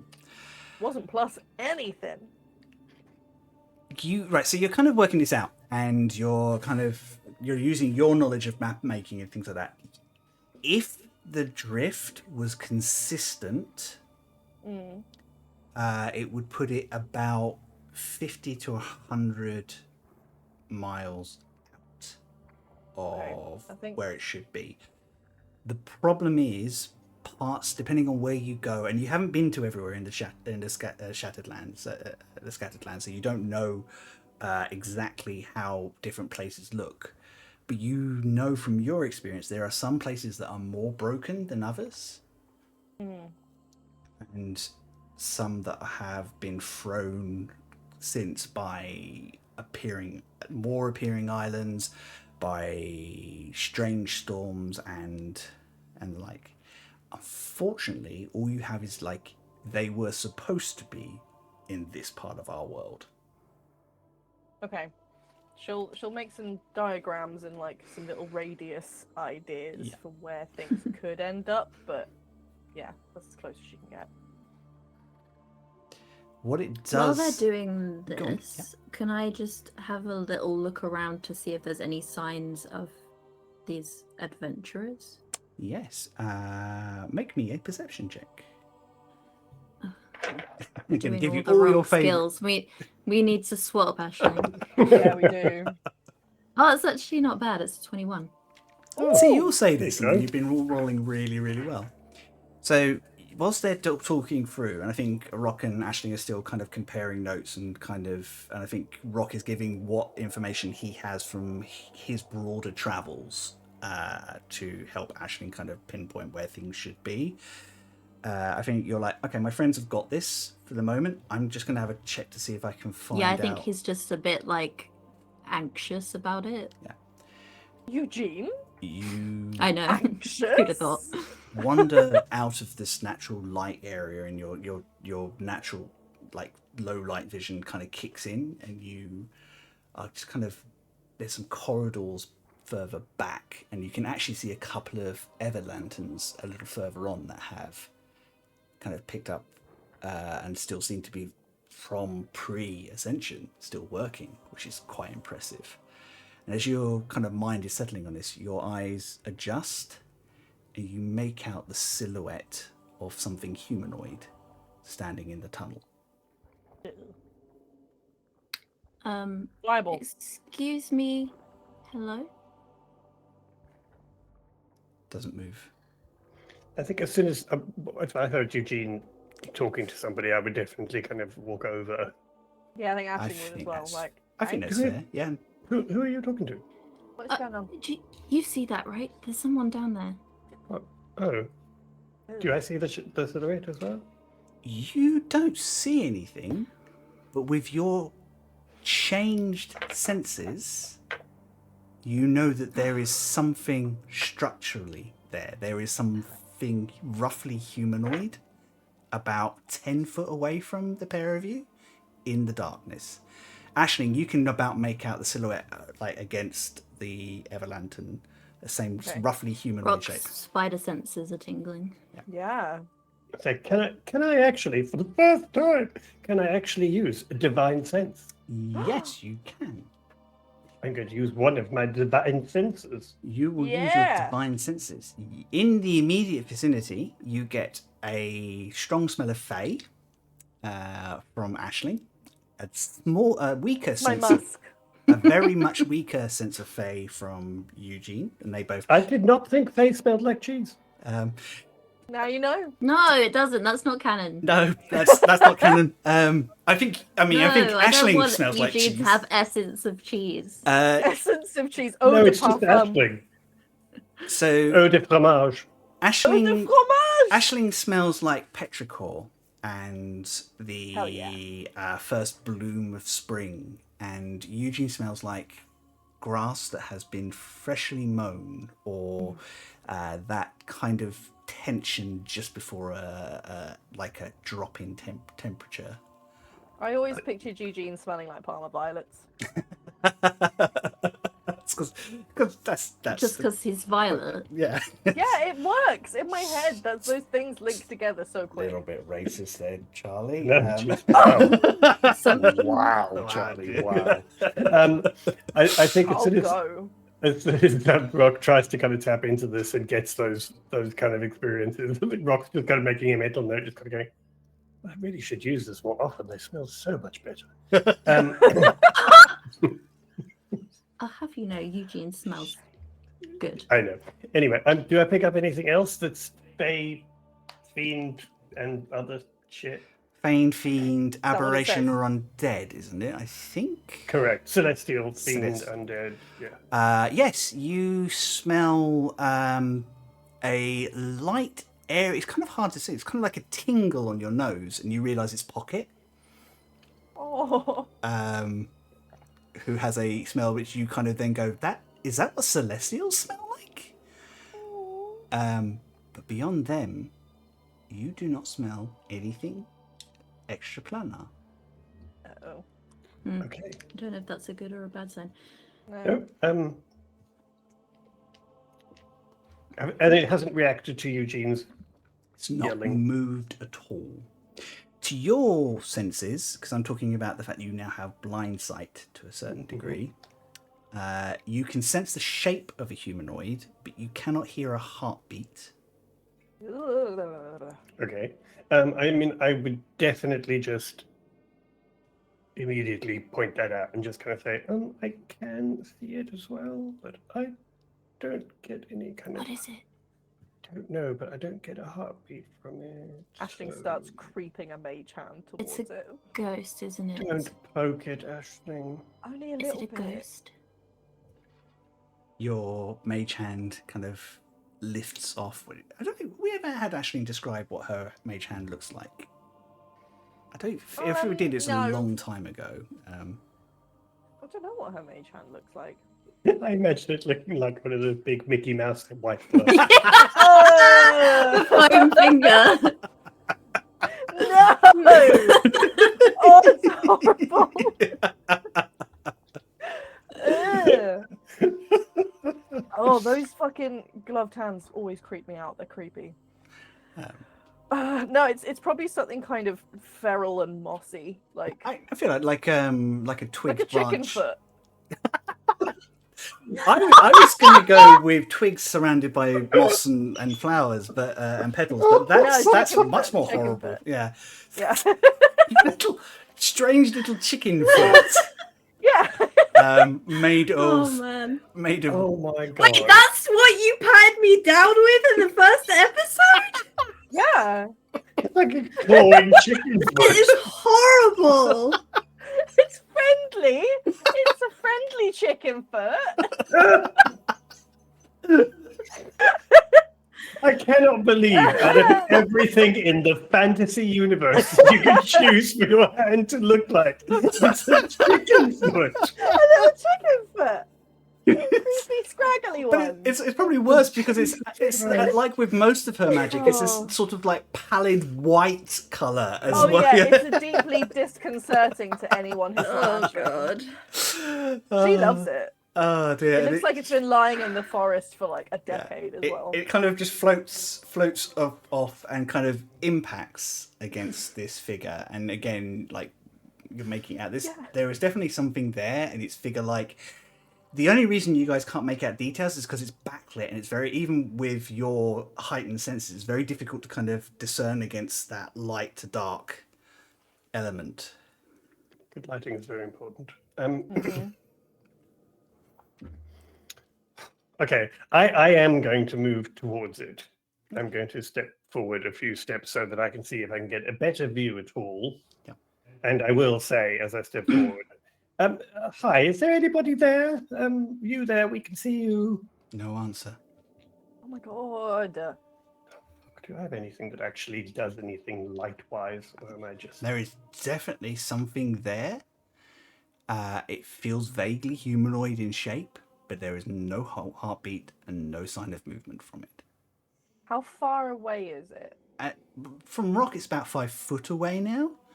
Okay. 5 foot? Yeah, your blind sense only goes for about. I didn't 2 want to go that close. I was going to say, like, But your that's blind sight- literally over there by my... Your blind sight only goes Can I 10 foot, use- so you had to have got that close to see it. Can Got I it, use my okay. glittering staff to like illuminate 15 feet of where we Absolutely, yeah. are? Okay, I'm gonna do that. Poof. And immediately this beautiful kind of orangey light with like little green and red sparkles comes out. You find a statue. Oh, okay. We're idiots. For God's sake. Oh my god. I think, Rock, though, your blood freezes. This statue is incredibly familiar. One-armed, face locked in abject terror. The is- adventurer. is Mardik, the young human. Oh no! Oh no, that's not good. I think Rock's probably None of just... us know greater restoration, do we? Rock probably No, just absolutely doesn't not. actually say anything or whatever, because I think he'd probably be quite shocked and horrified, because it's not at all what he expected to. He has the sword out and is pushing off against the wall with his good arm. And he looks like he's trying to rush forward and has this kind of like complete look of shock on his features. Shit. And it's this point, behind him, you notice there is a smaller figure in his Just what I shadow, was going to ask. which is with looks like big wild hair carved in stone, a wand outheld, is and a dagger in one hand is the halfling that you know had started spending time with Mardik and had become part of his party. Shit. Okay, I as soon as I see them, I will immediately just, without taking my eyes off them, just in case it's a, like, you know, weeping angels kind of shit. I'm just gonna yell back and just kind of say, I think we know what happened to the adventurers, and it's not good. No, it doesn't seem it. When we get closer, would I know if this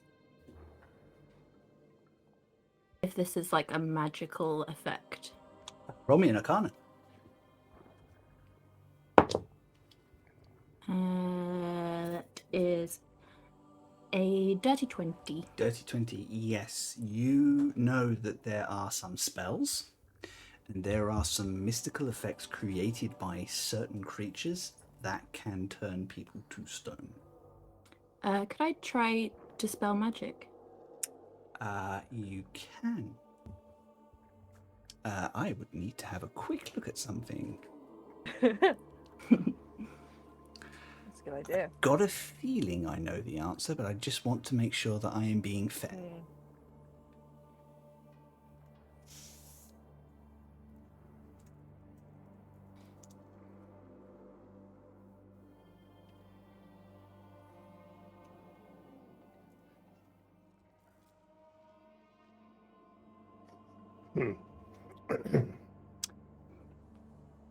That's unclear. Thank you, D&D. It's not unclear, it's open to interpretation. Much nicer.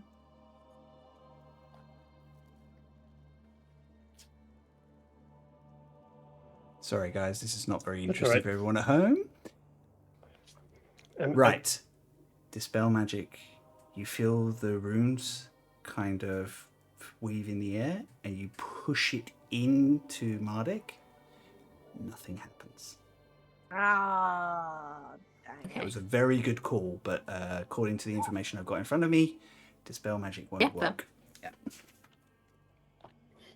Can I carefully step up sort of past Marduk and see if I can see, like, are all the others in this tunnel, or Just these two in I this think Aisling tunnel. will be doing something similar. You cannot Okay. see Meryl, and you cannot see... okay? Again, I because we're in like a tunnel, isn't it? It's like a It is, yeah. And I Okay, think so Aisling knows this is one of the new tunnels that were uncovered before, which you have mapped out, so you have a relatively good idea of how the rest of this inner temple looks now. okay. I would just sort of keep shouting back or talking back and just kind of say, okay, I only see the two of them, so that's two accounted for. Aisling, where does this tunnel go? Where do I know where this tunnel goes? Aisling, What? tell Rock to connect us. What? No out loud. Not out loud. Don't talk out loud. That's a very good point. Okay. I will do that. I will say with message for Rock to do that. Add us all into a telepathic group chat. Oh, please hold caller while I connect you. Fuck's sake. Nobody under the age of 4 knows what that means. I'm just going to. I think as soon as Aisling says that, I think Rock suddenly realizes that if Alabaster is concerned about this, then this is probably a little serious. So I will, in all of your heads, you just hear Rock say, any suggestions about now? Also, Alabaster, if you can hear me, what the hell is going on in this temple? I have no idea. I could hear through Aisling's ears your voice is echoing everywhere. And if there is something still here, I didn't want them getting a drop on you. Right. Yeah, It's bloody late for that. But... Yeah, okay, that's fair. Okay. Do I know where this bit leads, this tunnel leads? Yes, this leads into the more open area, and then beyond that is where you found the body of Throne's shield. Right, okay. And that writing you couldn't read. We were kind of wanting to head in that direction anyway, weren't we? Right? Yep. To do the investigating of all of it. You did talk about wanting to see Throne's shield's body. Okay, so I can send Pocket ahead and see if there's anything. That's a good idea. In there. Yeah, if you want to do that. Okay. Yeah. Yeah, you guys just have to look out for my body because I won't be able to see or hear anything. That's fine. How about you stand behind me but in front of Aisling? That way we're on either side of you if you fall over or something. And I will also prepare a blast just in case I see something move that isn't Pocket. But actually, I will definitely take out the Fang of Navarra. Yeah, I'm gonna warg into Pocket. You push your consciousness into your familiar, and Pocket bounces down the corridor very quietly. Can you make a stealth check with advantage for Pocket because Pocket is tiny and hard to spot.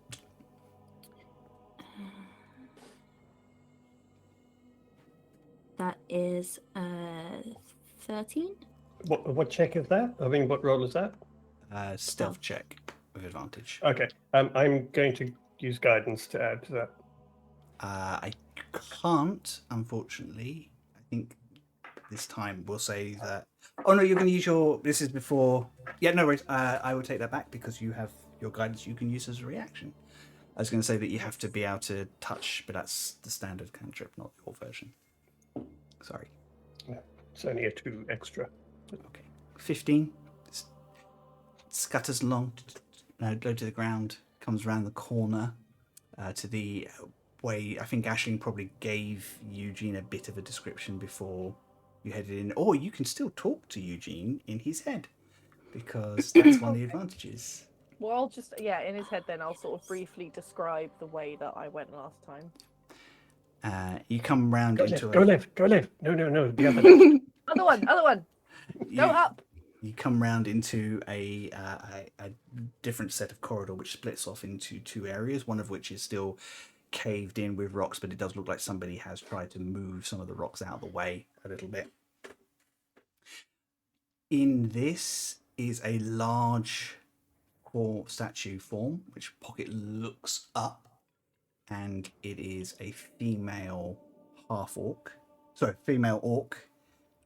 who has a staff and looks like they're trying to cast some magic. And they look angry. And I assume I can still telepathically talk to these guys. Yes. Yeah, advantage of They're how still you're in connected. You can do group both chat. of those. Yeah. Oh, okay. I think we just found Meryl. No, because you've met Meryl. No. She's an elf. Brock, then. Is that the other one? Yeah. Yeah. I think I just found Brock.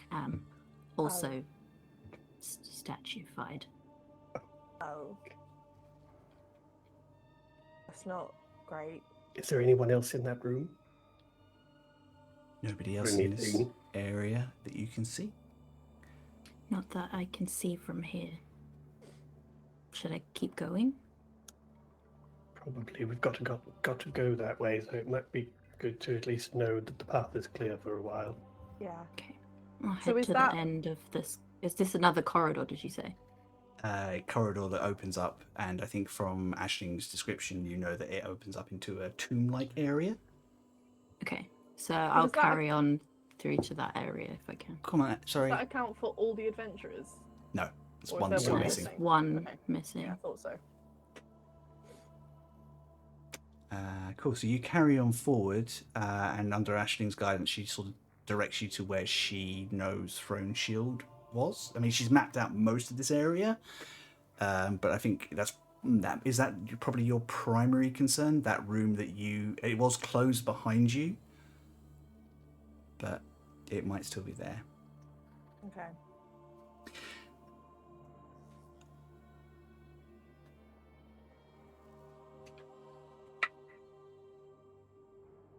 Okay, so you wander on through.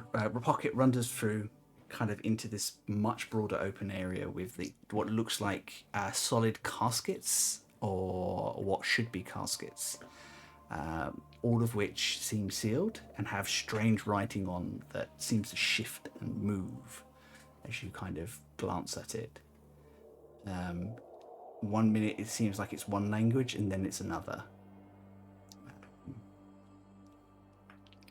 But I don't see any humanoid shapes in this room. Not that you can see. As Pocket kind of skitters forward, there is a sound, and then Ah! everything goes blank. Ah!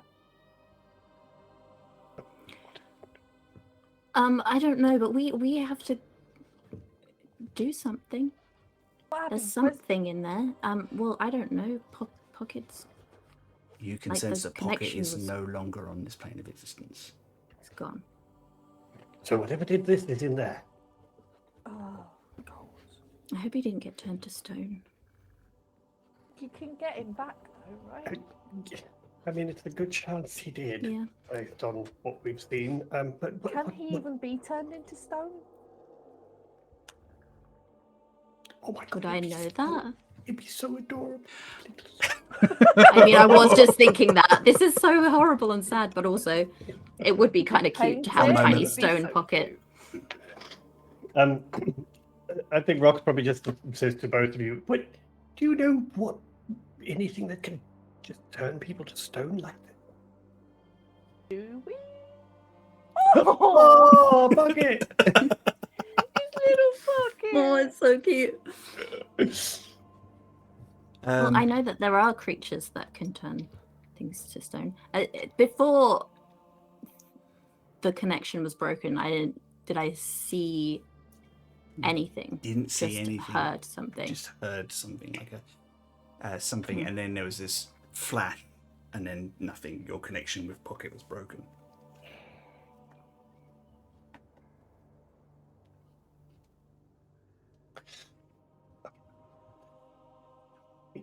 Get a little bit closer without getting into that room. And then I can use minor illusion to create something and possibly lure this thing out so we can just see what it is. That actually Okay.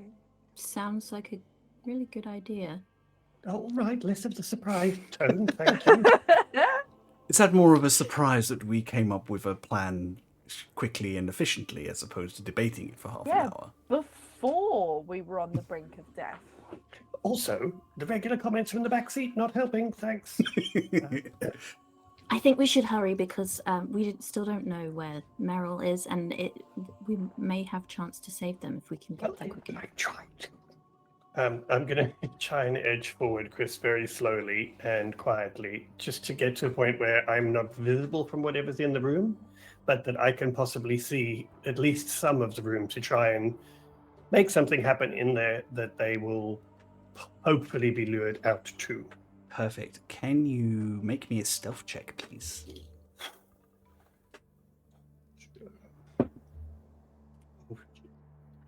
That's a 7. A 7. Okay. You are stealthing properly, and I think you misplace and you nearly knock poor Lotus off of her feet. And I think that you kind of give up your stealth in order to catch her before she falls. Oh, yeah, definitely. And this is sort of, oh no, oh. And then I'm just going to stand perfectly still and listen. Make a perception check. Holy shit. That's a 5. Ah. There is no sound that you can hear coming from down the corridor. Okay, I'm going to sort of straighten up Lotus's statue and try and get a little bit closer again. You scrabble forward and you get to the end of the corridor. You cannot see or hear anything that is Okay. indicative. So I will use minor illusion Mhm. to have a small creature. Yep. In fact, I'm just going to make it look like Pocket again. Okay, that sounds good. It's different color Pocket, Different color pocket. Darkest timeline pocket. just in case. Inverted colors, black with white spots. Yeah, no, you can tell it's from an evil timeline because it's wearing sort of leather and dark clothing. It's got a Yeah. scar like through one eye. It's through one eye, totally. Yeah. and black hair, obviously, like a goth. Yeah, so I'm just going to get that to kind of scutter in, like I said, to see if I can lure something out to either respond or to come out or to do something to it so that I can get some feel for what this is. So you just make this black and white rat appear, and you just make it appear in the corner of this room and kind of dance around in the entranceway. Can we see what's happening from where we are, by the way? You're further back in my mind. You're further back down the Yeah, tunnel. because I still. said I would go forward and try and see this. So you can Okay. see Rock faffing around, but you can't see what he's doing. I'm being very efficient. you're being very clever. farting around. But from your perspective, it's like, I can't really see what he's doing. Why is he playing with that stench? She hasn't got big arms. I didn't think she was his type. Yeah. You watch as Rock kind of like casts a spell, and Rock, you wait, and you kind of make this rat dance around the entranceway and kind of flit in as far as you can see and back again, because I'm assuming that it's minor illusion is a sight-based thing. Well, it's 30 feet, yeah, so. And nothing happens.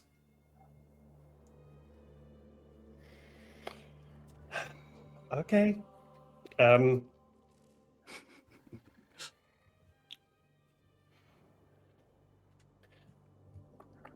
Great. Super. Okay. I am going to cast invisibility on myself. Cool. And I am going to very cautiously step forward so that I can see the whole space and see if there is anything in there, and if so, what it is. You guys watch. Just going to remind you that this didn't go well last time. You did this. It wasn't the last time you did this, Divine Lord? Oh fuck! Yeah, Rock turned invisible, went in on his own, and then we couldn't see where he was. And then he got infected with a load of spores, which eventually killed him. Cool. So you guys watch as Look, I came back. you guys watch as Rock vanishes in front of you. Oh god, not again. We should. You're still connected telepathically, unless I will literally just say, just stay there. I want to see if I can see. Shouldn't we what's be here. closer? What if something happens? If something happens, come running. But if you make noise coming behind me, they'll know we're here. Right, okay. I can be stealthy. I can't. What? I swear to God, you both hear me say, do not make me psychic damage you.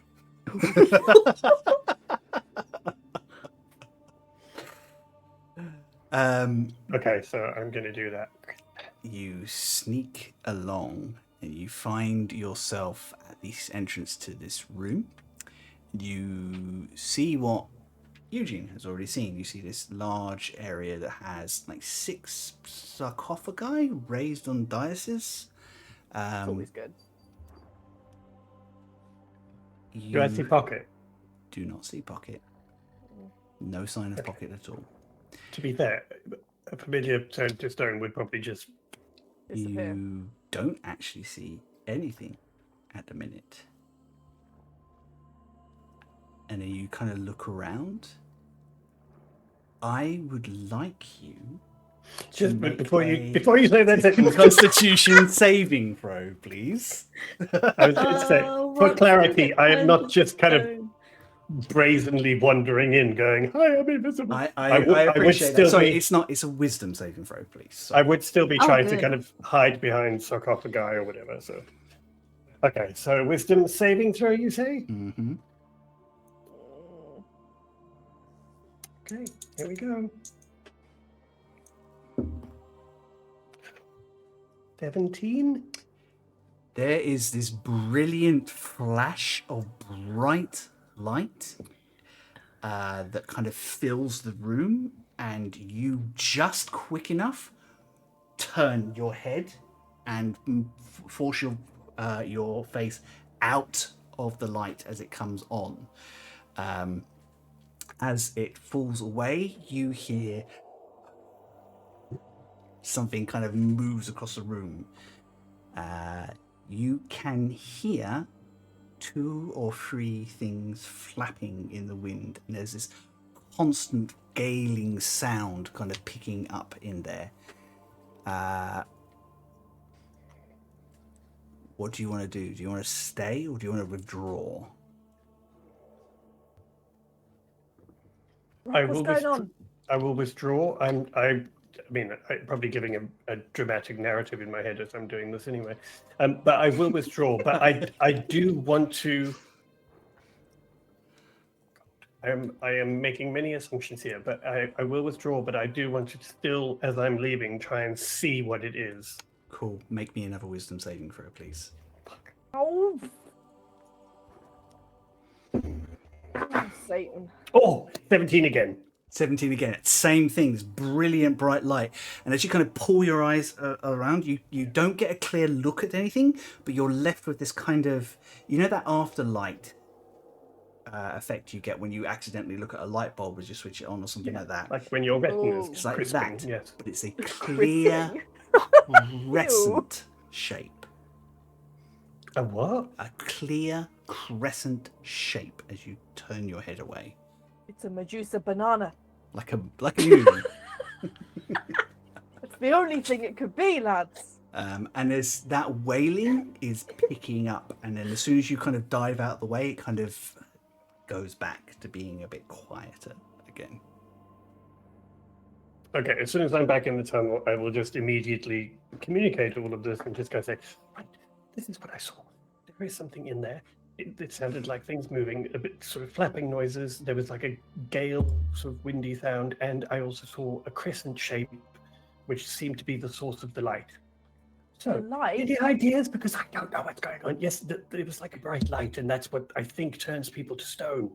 Does this description ring any bells? Oh, yeah. Make me a nature or a religion check. Would I'll I go be able to nature. rack my brain for this, or is there just no way I would? You have can known about both rack your brains for this, because I feel like you're all actively going, what the hell are we facing? it? What the fuck is that? I got a natural 20. A natural 29. 20. All right, David Attenborough. 29! Oh. Wow. There are rumors of strange spirits that can be summoned from across the veil that guide creatures to them by light and blinding them. That, from the description that Rock gave you, that are dangerous and wind aspected undead that should not be on this plane of existence. They're supposed to be made from the souls of lost of sailors and airship captains that never made it home and are jealous of anyone who knows their direction. Okay. Did you say I these will are obviously share undead, though? this. Yeah. Yep. I thought you said I did not sense any undead. Not at that distance. You moved a lot closer. What's the range on your... There's 60 foot. 60 foot. You were more than 60 foot away at the time. And you didn't say, I want to use it again at that point. Because it lasts... No. How long I does did it not. last? Because it only lasts for like an action or something, doesn't it? No, I think it's just an action. Yeah, it just says I use it, and because I can use it multiple times per long rest, so I don't think it has a... Yeah. on here, it doesn't say how long it lasts. Okay, Nikki, you're quite right. It's just men that failed taking out on other people. That is very Fucking much undead typical. vibes. Of course. Fucking typical. Okay, so how do we get past it or stop it or something?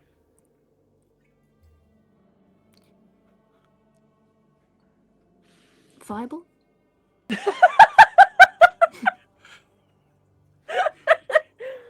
I mean, I there mean, are yeah, worse like that. plans. I mean, I could do it round a corner. Really? Yeah, it goes down the corners. Wait, before you do that thing, What? is there anything else in there that's flammable? Are we going to like burn Throneblade's body or like? That was through another door, wasn't It's it? further in. I mean, people are not going to be happy if you do structural damage to an like a pre-ascension site, but I think there might be, depending on who you talk to, will possibly be okay.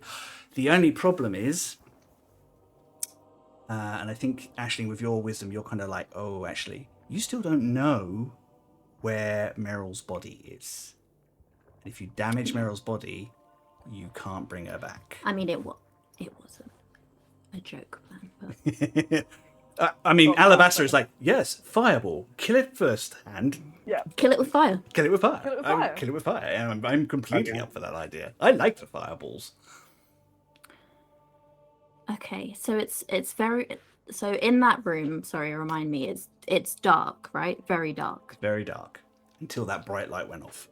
Yeah. And the light is what turns people into stone, if you look at it. I think so. I think we can make that. I think with your Because the light- 29, that does not sound like something that these spirits should be able to do.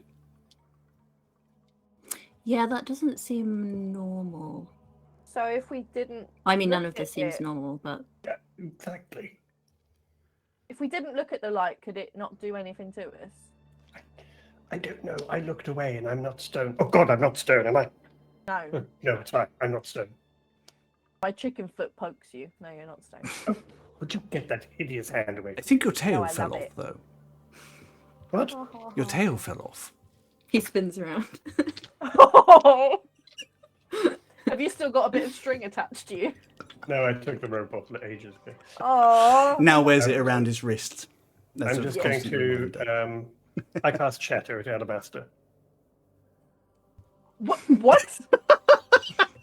I don't think that's a good idea. You got In my shattered. skull! Ashley, would you like to make a Constitution saving throw? No, don't really. Not really. Okay, so.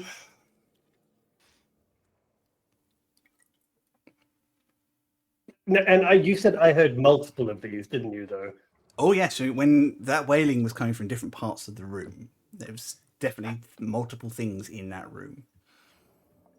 We just got to go in there and show him who's boss. Should we, like, Sure, go ahead. blindfold ourselves or something? That's not Shouldn't going to we, help like, with stop them? casting. Yeah, No, we but- can't fight something we can't look at. But what if we get turned to stone? Can't fight something if we're stone either. But you know, that's obviously the conundrum. You are going to have to. Well, you're going to have to be quick when you cast and look away again between spells. Yeah, Rock managed to look away. So, But so basically, we need a distraction. But the distraction I made from the minor illusion didn't seem to fool them because they didn't take the bait for that pocket. Minor illusions don't have souls. Chill. Aw, thank Cool. you. We're after our souls. Um, Would the creepy spirit the banana monster be considered a creature? Yes, it would. Okay. Well, It what would if... definitely be a creature if it is a spell that affects a specific type of creature, though. No, Yeah. just creature. Because my glittering staff, I used one part of it a minute ago, the dancing lights cantrip, but I've still got fairy fire charge in it. Oh, okay, yeah. So That's maybe that could, if I lit up everything in that room, including that thing, I mean, maybe that could distract it. So mechanically, if you kind of engage in a combat with this thing, if you are trying to avert your eyes whilst casting, you're going to cause disadvantage for any sort of like attacks. But if you hit things with fairy fire, that disadvantage will that be illuminates negated. them. Yeah. and you get advantage. In other words, it would just be straight rolls. Okay, that's actually well then very, very I'd clever. probably use fairy fire. So I think that's very clever. Okay. So we can use fairy fire, and then, but we keep our eyes closed, so that way we have a normal chance. Before we go in there, I think I have something that might help. And I'm going to cast Intellect Fortress.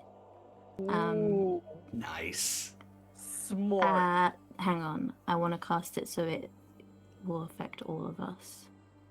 I just need to figure out what level that is. Talk amongst yourselves.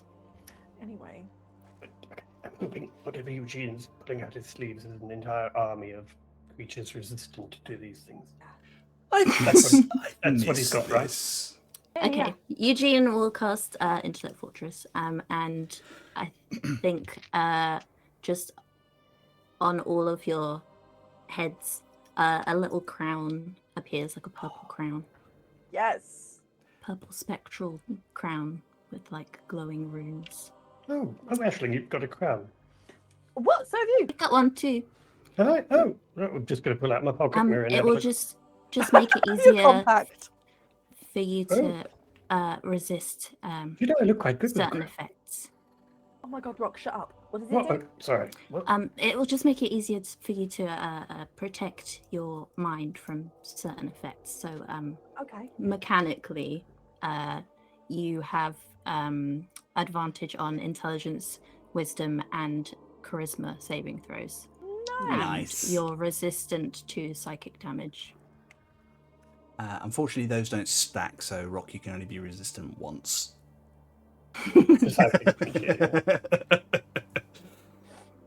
Yes, Nikki, just like a Burger King one.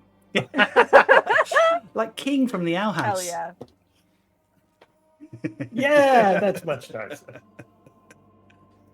Perfect. Right. Okay. Now we're dressed to Okay, impress. let's do it. Wait, before we do that. What kind of things do we use to attack these undead? Dunno, Well, they're big wind things? aspected, so Not fire? wind. Okay, fire. Unwind. Fire, good. Okay. Yes. right, if I remember my Final Fantasy. Well, let's Or start is with it fire. thunder damage? You can't say for certain. Even You with know the what? 29, Blast because it. you've not actively encountered them, you don't remember if there was any sort of instructions on how to deal with them. I'm just gonna blast All I it. say is that with non-elemental creatures, it can vary greatly as to what their Wonderful. resistance is, and Yeah, just try stuff and see what happens. Fuck around and Okay. find out. Fine Wonderful. now. All right, so I'll go wait. in and I'll do the fairy fire first, right? Okay. So Um, you're the distraction. oh no, wait, I'm we're not. bait. I don't want to be bait. That's what Rock's for. No. No, Yeah, Rock's Rock really can not very hear good at you. it. That's why he's I'm good bait. bait. I am good at it. They take the bait every time. They always hit him first. Okay, Chris, as everyone else is doing spells before we go, I'm going to try. This can only affect one of the creatures, but I don't have to see the creatures to cast Vicious Mockery. No, they just have to be able to hear you. That's quite right. They don't even Gonna yeah, yell from the corridor. You suck. they don't even have to understand my language. Nope. So This is the general vibe. so I'm going to Please, try. I'm going to try at one of them. I am just going to. I'm going to check everyone's ready, and then I'm going to say, "Okay, Yes, I'll ever be. good." And I am going to. I'm going to cast Vicious Mockery. Get him. Get him. And The then- library's open, Rock. Get him. And I'm just going to yell in. Oh, for goodness sake, I've seen scarier flumps. And then I'm going to dash in with Aisling behind me so that she can cast it. And I'm in there because I'm in front. So I'm going to have to move in for her to get in. Awesome. fucking hell. So, I'm good it's, here in the corridor. some wisdom saving throw, You isn't can it? send fireballs around corners. It is indeed. Okay. Ooh. They rolled a 19. Oh, can I guide myself? That's not how guidance works. Oh, bullshit. Telling yourself a little affirmation. Okay. Dear. That No, you didn't cannot. work. That's pushing even the loose boundaries that we have around guidance. That's pushing it. Well, that didn't work. So all I've effectively done is insult some things that are already trying to kill us. Which may or may not Cool. have understood what you said. Wonderful. Cool. Wonderful. The things in here need to make a dexterity saving throw versus Aisling's staff. Yeah. As you run in and go, "Ah!" I imagine. Yeah, old proper Gandalf style. Cool. So, 2 of them did really well, Mm. and some of them did not so well. So 2 of them both rolled 21 Yeah, same. to avoid it, and the others rolled a grand total of 9. No. Okie dokie. So we're probably not going to do the combat this time, but I am going to put some notes down so that I know what's going on. I need something for fairy fire. That'll do. Cool. Aisling and Rock, and I presume Eugene, from your safety of where you are. Yeah, I'll look round the corner. You see this large room with these 6 sarcophagi. Floating at the back of the room are 2 crescent moon shapes that look like evil faces carved into stone. And they're and that's where that hissing sound is coming from.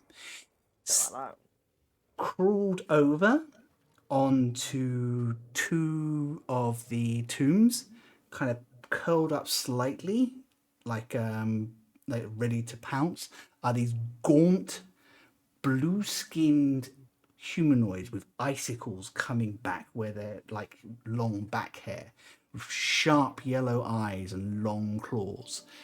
I'm going to let a roll from earlier carry over. I think, Eugene, you immediately recognize some sort of ghoul. No! Spooky ghouls! And those other creatures are known as windy whalers. And as soon as you see them, the name comes up and you know these are dangerous, aggressive creatures.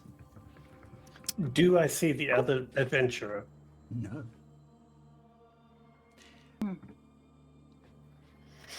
And we will leave it there for today. Because although it is 10-2, I don't want to get into combat just yet. So we will come back. We can do them in 10 minutes. Fine. Yeah! I hope not. Fireball. Fifth level. Right, Eugene, Fireball! Boo, boo, boo! Eugene, do your thing. So we will start next Fuck the episode. relics, firebomb them all. We'll start the next episode All right, with America, combat. calm down. Ooh. Oh, Charlie Sharp. Oh, I love my friends. Before we go, would you like to see these monsters? No. Okay. No, I'm keeping... Anyway, bye, guys. I thought we'd be very clear. I'm keeping my eyes closed in there. Oh, no. Okay, guys, this has been a lot of fun. I've enjoyed it, and kind of very 2 different tones, which has been quite It a was laugh. binary vibes today. Well, you've been out of combat mostly for a while. The Meragon was quite creepy, but it wasn't this creepy. So Despite their baby faces. We shall. Well, you fought them once before. It's not quite as scary the second time round. I have loved this. I love the fact that you guys are back out in the world.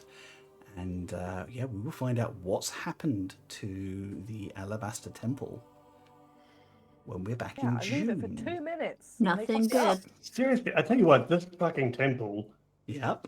I'm seriously considering we should just firebomb the whole thing, because so far... Yeah, we should. Fucking Alabaster, who's now the box which you're being chased for, Callie murdering everyone who goes there, the adventurers turned to stone, and now these things. Quite frankly... Every time fucking Aisling sink comes it. here, something happens. It's a bit shit, isn't it? I know. Wait, are you implying it's Aisling? I'm not saying it's Aisling. What? Good vibes only, Aisling? It's going to put us to some cheerful music on the way out, shall we? Yeah, some cheerful music before we die. Guys, we have been Some Other Heroes. I am about to give over to my friends to let you know what they've got coming up, where you can find them, and what they've got going on. This has been a lot of fun. Thank you so much for coming on this journey with us and enjoying our very, very silly, very, very spoopy episode. We're never Scary. silly. Silly and scary. If you can find yourself a stream that can do both. Yeah. Charlie, would you like to tell people what you got coming up, where you can be found? Yeah. All my stuff's at charlievince.com. That's got my portfolio and my shop and link to my Instagram, which is kind of the only social media I'm on at the moment. There's some cool stuff in my shop. There's some pretty pictures on my website. Always. I did all the updated character art is up on my Instagram now as well. Yeah. So if you wanted to get all zoomed in and see all the details of our new characters, and that's all up on my Instagram too. Beautiful, So beautiful work. that's about it. I haven't got anything exciting coming up because NDAs. Because you're a working artist, darling. Yeah. Oh yes, I'll just be in the studio working on contracts. You know. Also, hi, mum. Love you, man. Hi, Charlie's Hi, mum. Hi, Charlie's mum. Amazing. Awesome. Wayne, would you like to go? We'll go clockwise today. Sure. Thank you, everybody, for joining us today and for putting up with our bizarre roleplay shenanigans. We do appreciate it. And welcome to all the new people who did join today, who said hi, because it's lovely to have you here. Yeah, hello. You can find all of my stuff on my current endeavor that I'm currently working on, which is Created by Wayne, all one word, on all of the socials that I'm on, and also on YouTube at Created by Wayne. So if you fancy popping past and seeing design tutorials to help you up-level your design and branding, please do so. Pop past, say hi, and it would be much appreciated. Amazing. That's awesome. Theo, would you like to go next? You can find my stuff at theoblueillustration.com. If you want to see my illustrations, and there's links to where else you can find me on the internet there. And like Wayne said at the beginning of the episode, if you want to see me in real life as proof that I do actually leave my house sometimes, you can find me next weekend, Friday, Saturday and Sunday at MCM Comic Con in London. So you should come if you're anywhere near there, because it's a real good time. Awesome. Pura will be with you as well, won't they? Yes, Pura will be with me also. If anyone remembers Pura from our wonderful Halloween episode a couple of years ago, please do pop past. We love Pura to pieces. Go and support. Yeah, go look at her pretty artwork. It'd be So awesome. pretty. Also, get in now and say you met Theo before they were world famous because of their graphic novels coming out. Yeah. Then you can be one of those hipsters that says things like, I like Theo. I like their work before they were world famous. Yeah. Just saying. I think you're going to get thumped next time you see. I am going to move on. That leaves Next. me. I am Chris Mepham, RPG, wherever your media is socialed. You can find me there. I'm mostly shuffling things around at the moment, getting ready for some changes. I do have some commission slots available. If anyone is interested, just reach out on any of my socials to my DMs. I will get back to you as soon as I can.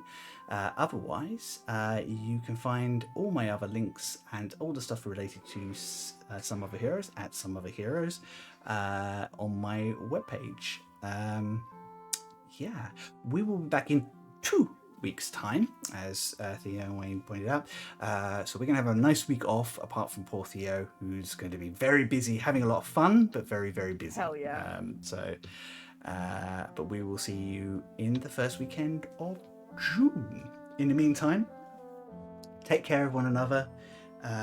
It's okay out there. It really is. I think it's fine. You'll all There's be great. okay stuff out there, and Yeah. you can find it. Yeah. Take care of Like each a other. scavenger hunt for non-shit things. Enjoy the scavenger hunt. Yeah, find some cool rocks and have a latte.